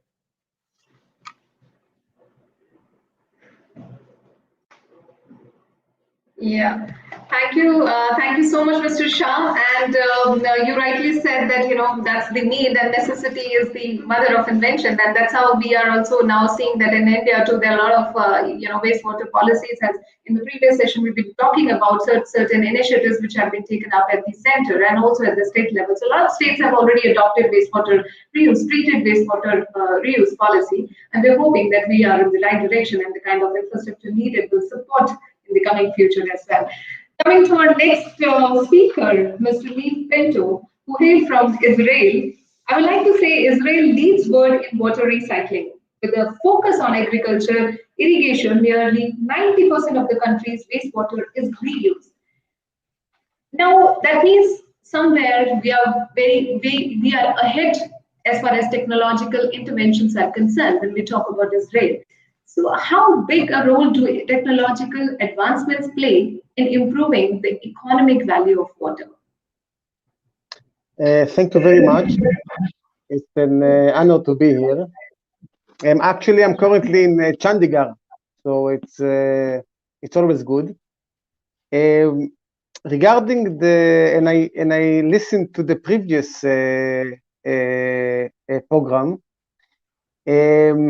Regarding the role of technology in water management and agricultural water supply, it's really interesting because it's important to understand that technology is only a tool.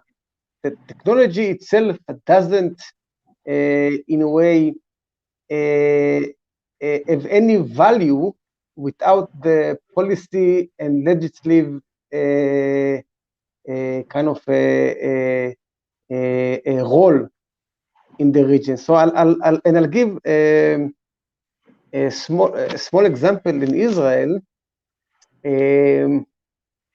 because in a way it's not the technology that make the agricultural sector water demand decrease over time. It's mainly the economical tariff used in Israel and the legislation from 1950, that push the farmers in Israel to invent more efficient,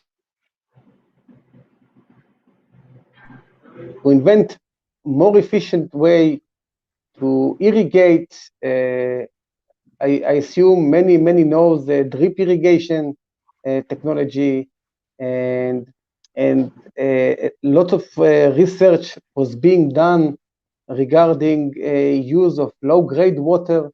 So you can see, if you check the data, that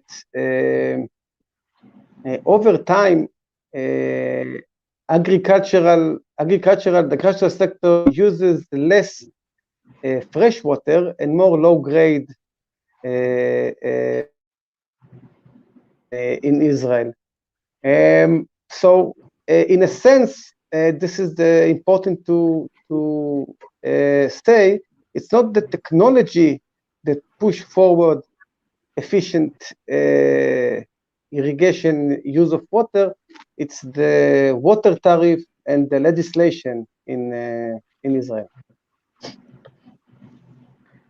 Thank you, Mr. Pinto. I understand that technological interventions won't do anything alone unless they're supported by the right kind of governance, right kind of laws, policies, and the structure, institutional structure. All these things will definitely play a key role. And I think there also we have scope of a lot of discussions when we talk about governance in India too. So maybe somewhere later we will plan some sessions on this as well. But I take a point here that technological interventions are not the only thing needed. It has to be supported with the right kind of legislations, policies, which will ultimately make everyone understand the value associated with water. Now, talking about, in the previous section also, we've been talking about tangible and intangible values associated with water. And from there, we have, giving a new perspective, we have Ms. Praveena Sridhar with us. Operations Lead Karnataka Kaveri Initiative Rally of Rivers. We all been hearing and seeing the various campaigns being run by Rally for Rivers and Kaveri Calling. And today we have an opportunity to hear from Praveena directly. That what role does the cultural importance of water play in encouraging judicious use and management of water? What is your experience through this campaign? Let's step back a little bit before going to the campaign. If you look at India as a nation, for that matter, any old civilizations, water has been revered. Like there are temples on top of where Kaveri starts. You have Gangotri, you have Yamunotri, all places of worship, because fundamentally civilizations were aware of how crucial is water to one's living, right? And Kaveri calling as an initiative uh, not just evokes that cultural, reverence that we carry, but it is trying to bridge the disconnect that exists between the cultural reverence that still exists in this society and the way the water is governed, right? So earlier, the way it was mostly subsistence living in rural areas or even urban areas were dependent on rural areas, and water for your needs were met by your local water bodies. Like Bangalore, famously known for its 1100 lakes and the 3 rivers flowing through, it never had to ship water from Kaveri some hundreds of kilometers away. There was a due to lack of technology or whatever you say, this sense of dependence of water was local bodies, and people had to take care of their water that existed, and which was also culturally reinforced. But right now, all of us go to Ganga Ghats, do our prayers, at the same time throw the plastic bag in the water and come, or dump something and come, because the reverence of the water body in culture, although that exists in a psyche, but it's not connected to the use of water or how it caters to our daily needs, right?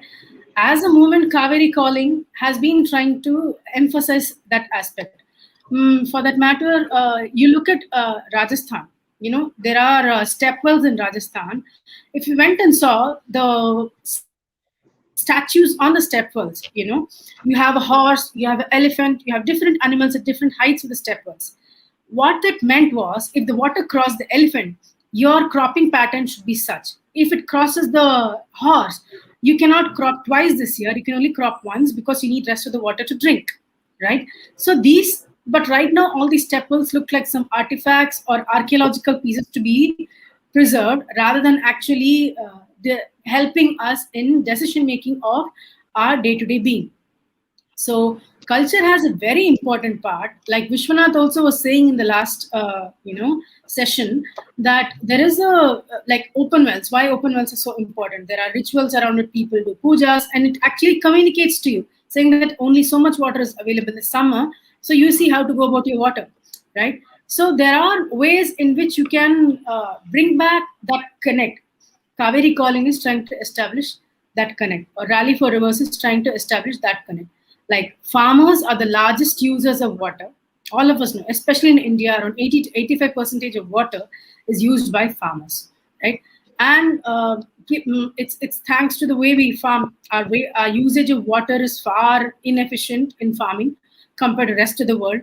Compared to China, uses 30% of the same water that we require for rice, maybe. And if you look at Israel, they have been pioneer with drip irrigation and all the micro irrigation technologies, the way they use water. And as Niv was also saying, like the economic policies have pushed people to be judicious with their water, right? So through Kaveri Calling, what we are trying to say is shifting the pattern of what you do on your land. The land use pattern is being asked to change. How is it being asked to change? If we are asking the farmers to move to up to 30% of land to come under tree cover. When trees come on land, one is after 3 years, you don't need to really water trees, especially timber trees. They don't require a lot of water. They are on their own, right? And the second thing is they harvest water. Like the tangible, visible water, which has been providing water, only contributes to 10% of the water consumption in the country. 80 to 85% of the fresh water needs in India are met by groundwater.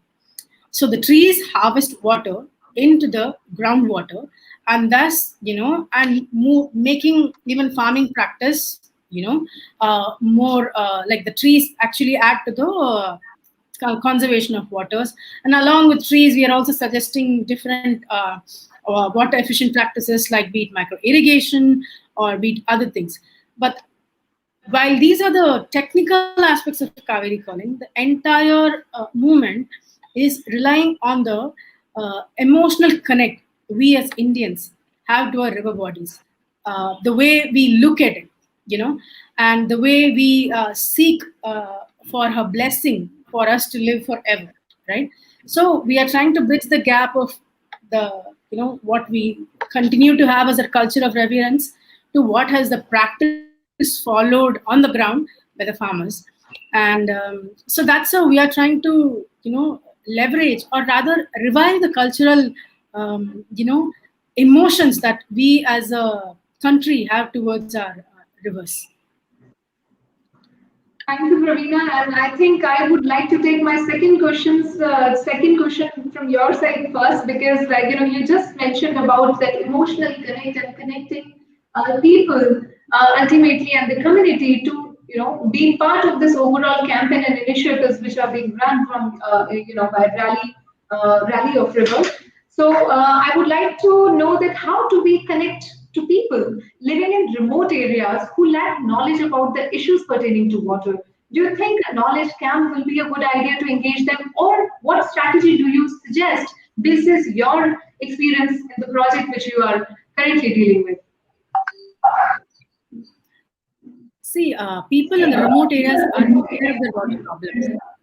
We're very aware of the problems because we as urbanites have tankers supplying water to us. We have different ways of paying for the water if we don't get water. In remote areas, you have to walk kilometers together to get water. Like I've worked across the country, different parts of the country, in remote areas of Chhattisgarh, Orissa, seen women who have to travel long distances to get water. Issue of water scarcity is not an issue of knowledge in the communities of the scarcity, but the knowledge to be able to address the problem themselves. Right now, the water as a resource is governed by, like, if you need pipelines to village, it's PWD department, and then your NREGS or a couple of other departments, right? Or irrigation is looked at by agriculture department. If you look at it, many ministries are looking at water and they are trying to deliver water for different uses of water. Jal Shakti ministry has come right now and trying to say that it'll all be united, it'll come under that one umbrella and things will happen. The important aspect, while at the ministerial level, policy level, things are being unified, at the local level, the community should be able to participate in development of their plans, of water use plans, right? For them to be able to develop water use plans based on whatever water resources available, they should know how much water I have. Do I have 100 liters this summer or 200 liters this summer? Accordingly, I'll ask all my farmers to grow ragi or not grow anything, because we all need water to drink this summer, right? For this to happen, what we are seeing is that we are like, I'm also part of another organization where we are working with NREGS workers on the ground, and also grassroots workers who work on WASH programs, drinking water sanitation programs. We are using informations like there are knowledge platforms provided by the Government of India called eSakshan, which talks about how to do integrated water resource management planning. Like, how do I understand what resources I have around my village? What lake is there? What stream is going to flow? How many months it's going to flow? How much rainfall do I get? Accordingly plan, right? So there are tools like that. And ISRO has its Bhuvan platform, which is open source knowledge platform of all the geological layers, right? We are using these and we are packaged it into an app where people who are doing the actual planning on the ground, the NREGS workers or the grassroots workers are planning for the community's water use and availability, are able to make decisions based on holistic knowledge. How much water actually exists? How much can I harvest? How much will, as a community, we need? And therefore, if, let's say, with rainwater and the lake and all the streams put together, I have 120 liters of water, and overall my community's need is only 60 liters, there still is 60 liters of water. Why am I going dry in summer? So then they work towards making the plants in such a way that they're able to harvest and also use it in a judicious manner. So there has to be, to summarize my answer, the lack of knowledge that exists is on how to exploit resources sustainably, or how to leverage your water resources within your remote area sustainably. That knowledge gap, if bridged, people usually will be sensible in going about using their water. Yeah, and I think in this entire process, for having inclusiveness is very important, and also data plays an important role. In fact, in one of our previous sessions, there was also a lot of stress on data management, so that things are available, transparent, and when such decisions are made, the beneficiaries should be well aware about what is happening and how it is happening. So then the implementation of such policy is easier, acceptability is easier when any such policies are formed. Yeah, thank you so much, Praveena, for your inputs. And as sustainable development goals, one of the goals definitely talks about the infrastructure needed and the technology needed for equitable distribution of water and achieving safe water by 2030. So I again come back to Kunal. Mr. Shah, what role does technology and infrastructure play in developing efficient wastewater projects? And what techniques or policies inspired by Singapore can be implemented in India, considering that we have a different, altogether different kind of structures, we have our own limitations, the scenario is little different from Singapore, even the population is very different from Singapore. So what are the techniques or policies inspired by Singapore which can be implemented in India? Right, that's again another good one, Anupama. So as you rightly said, Singapore has its own economics, population, demography, and requirements. India has its own, and I was really impressed by Praveena and the ground knowledge which she has. So what I have seen over the years is that, let's talk about 100, 200 years ago, when he talked about wastewater treatment, it used to be big, large lagoons of wastewater treatment, in a simple form of wastewater treatment. There was not so, the country was not so urbanized as it is today, so concentration of wastewater was not so much. So there was lagoon. But that time we had an ample amount of space. The quality of water to be discharged into a river body was not so strict. So what has happened over the years is that from an open lagoon or open defecation, it has moved towards activated sludge process, which is basically a compact treatment plant where you treat the wastewater, handling the BOD, COD. And then the next part, what we have seen is, I guess, Neve, you may have to, and perfect, thanks. So the next part, what we have seen is that the things are moving towards membrane technology. So three things which define it. I think technology always, as Neve also mentioned, is just one of the tools. What defines this technology is three things, in my opinion, and I think it applies every country in the world, regardless of developing or developed. Regulations. What are the regulations in the country for wastewater treatment, drinking water treatment? What quality of water has to be discharged into a river or a sea or a lake? The second is economics. I know water is a pious subject. It has an emotional value. It is having a very pristine concept. However, if it is pristine and valuable, it is also limited. What I'm trying to say is it is a priceless commodity. What I'm trying to say is that there has to be a price put not only by industries, but by human beings as well. I moved in here a few years ago, and back in India, I've lived in Pune, I've lived in Rajasthan, where water is scarce. We don't remember how much money we paid every month for water. I mean, but here I see it coming straight to my email, and the water bills are connected to your income tax. So let's say if I am overdue on my water bill, there is a pink slip. If I don't pay that, there will be a trigger of 24 hours, and the light, gas, and water connection will be stopped. And then you have to explain a reason. So, carrot and stick mentality works. So economics is very important part of technology. What technologies could be adopted is also depending on economics. Because in some places in India, the water is as expensive as Singapore. I mean, you look at some of the places where people are, if you combine the cost of water, the pipeline, the treatment, and the distribution, including the losses which happen in the pipeline, per meter cube of cost is even expensive than many foreign countries. So it is not that water is very cheap in India. No, in some places it's very expensive. I think the third thing is socio-political crisis. I'm sure you must have all heard about 0-day concept, which happened in Cape Town, where there was a 0-day calculated that there will be no water in the city, right? Now, fortunately, and I'm proud Indian myself, is that, we have a short-term memory loss. When there is a crisis, 2 days we talk about it, then we forget. But I think, I pray that there is no longer crisis, but I'm saying that sometimes the socio-political cause should trigger, and then those triggering are regulations. I must applaud Indian government for a very interesting regulations. I don't know how many people know about this, that if there is a wastewater treatment plant in a city, And if there is a 50-kilometer radius of power plant, they have to recycle. And the power plant can only use recycled wastewater. Beautiful policy. I think even this policy doesn't exist in this part of the world, right? However, there comes execution and implementation. And this was announced maybe a few years ago. We just have to make a KPI. Like we all in the corporate world are judged by the numbers we book in the end of the year. So probably this benchmark has to be used, that this policy was created in 2018. How many plants and how many meter cube of wastewater has been recycled so far? And if we are behind the target, can we do something? So this is one thing, Anupama, technology is available.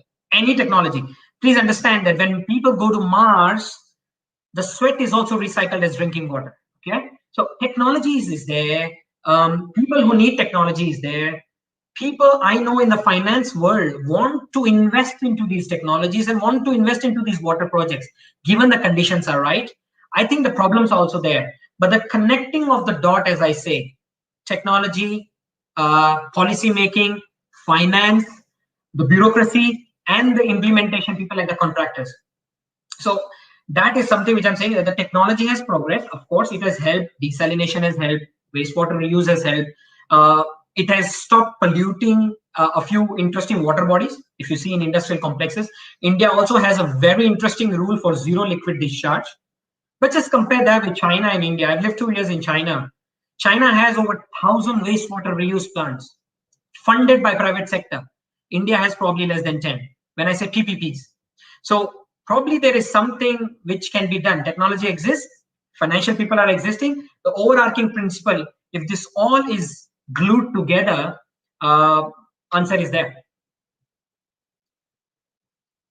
Thank you, Mr. Kunal. You rightly said, and I think whatever discussions we had since yesterday, there are a lot of positive improvements and positive initiatives being taken in India as well. And when we talk about globally, there are a lot of things which are almost same. It's just that somewhere we have better technology, somewhere we have better policies, somewhere the community connect is better. So if all the pieces, all the dots are going together, we are moving towards water security. And now the last question for the session, I'll go back to Mr. Pinto. Israel is leading example of exceptional wastewater management. Would you like to share a case study that is testament to its success? Successful story about wastewater management. Yes, from Israel. Well, maybe the main importance of this story is that you have two basic options to treat wastewater. One is at the source. Well, the best one is basically avoid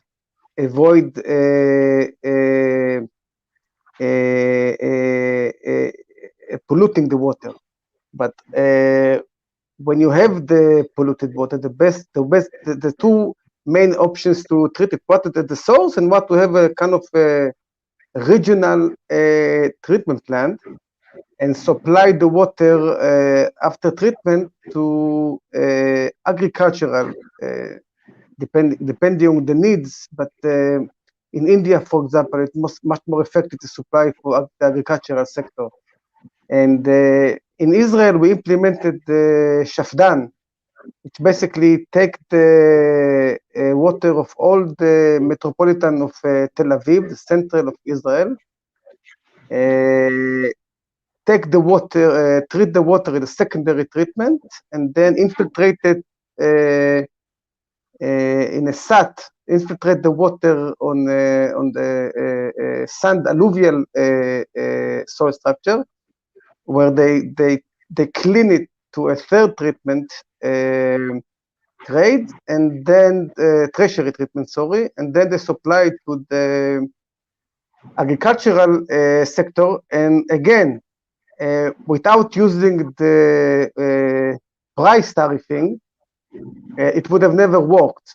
So basically, the farmers now paying half the price of using low-grade water than actual fresh water, therefore paying for the maintenance and the implementation of the Shafdan venture, and also save fresh water for domestic use.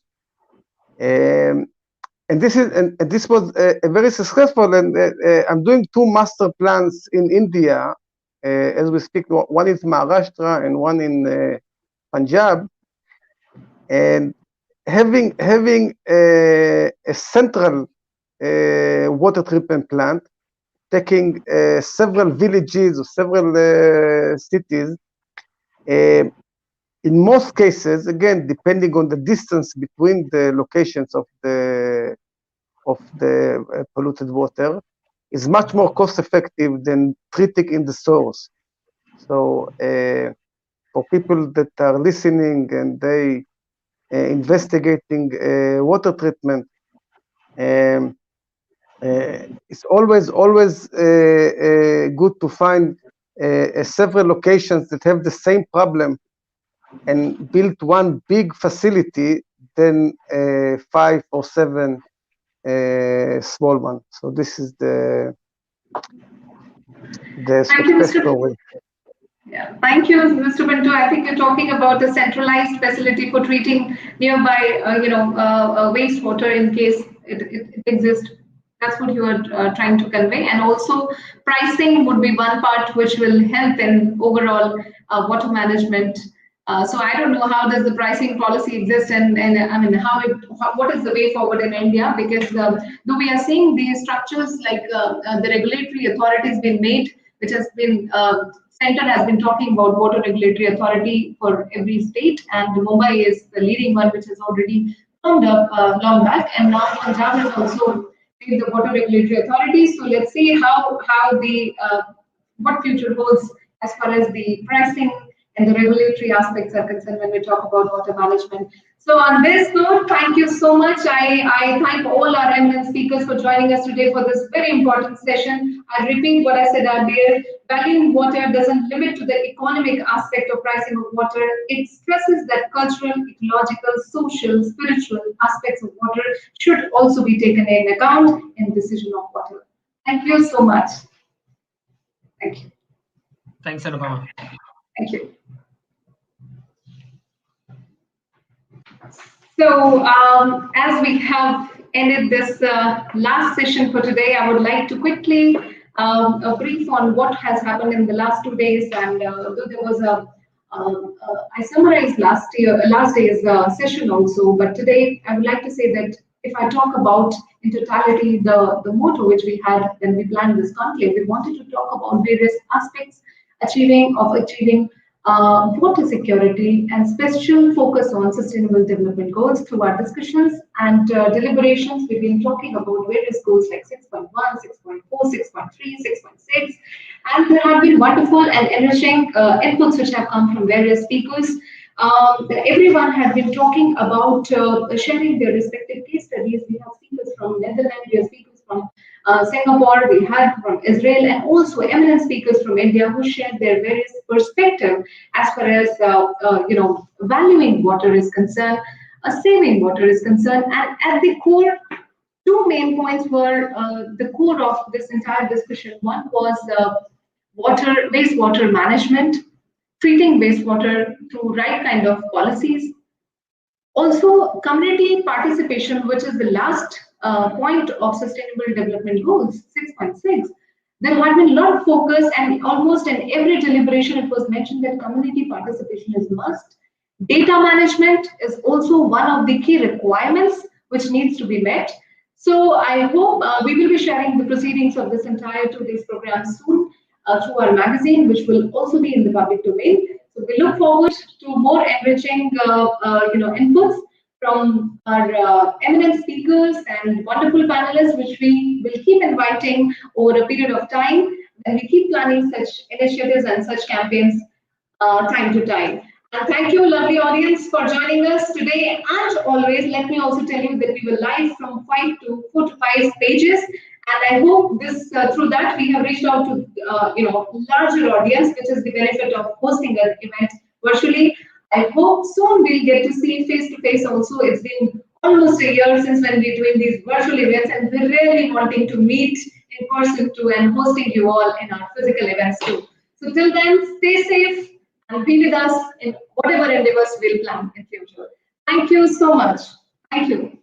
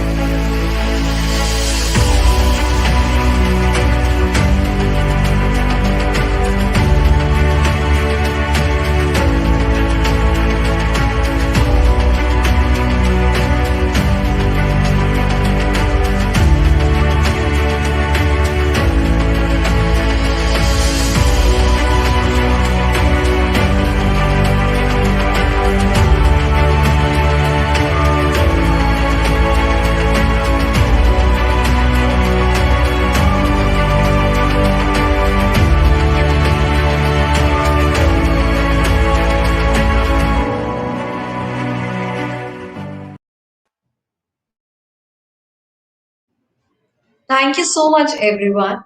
With this, we have come to the end of this exceptional global conclave. I'm affirmative that this 2 day conclave has been an unique experience for all of us. We shall take with us the knowledge we have gained here and continue on our journey towards ensuring sustainable water management. I thank our dignitaries for sparing their valuable time to grace the occasion despite an extremely tight schedule. I also thank all the panelists for taking time off from their busy schedules and coming from various parts of India and extend our heartfelt gratitude to our partners UNESCO and supporters Department of Water Resources, River Development and Ganga Rejuvenation, Ministry of Jal Shakti, Ministry of Housing and Urban Affairs, Amrut and sponsors Delhi Jal Board, Electro Steel Castings Limited. Your valuable participation has made this event a grand success. Thank you so much for being conscious and connected with us.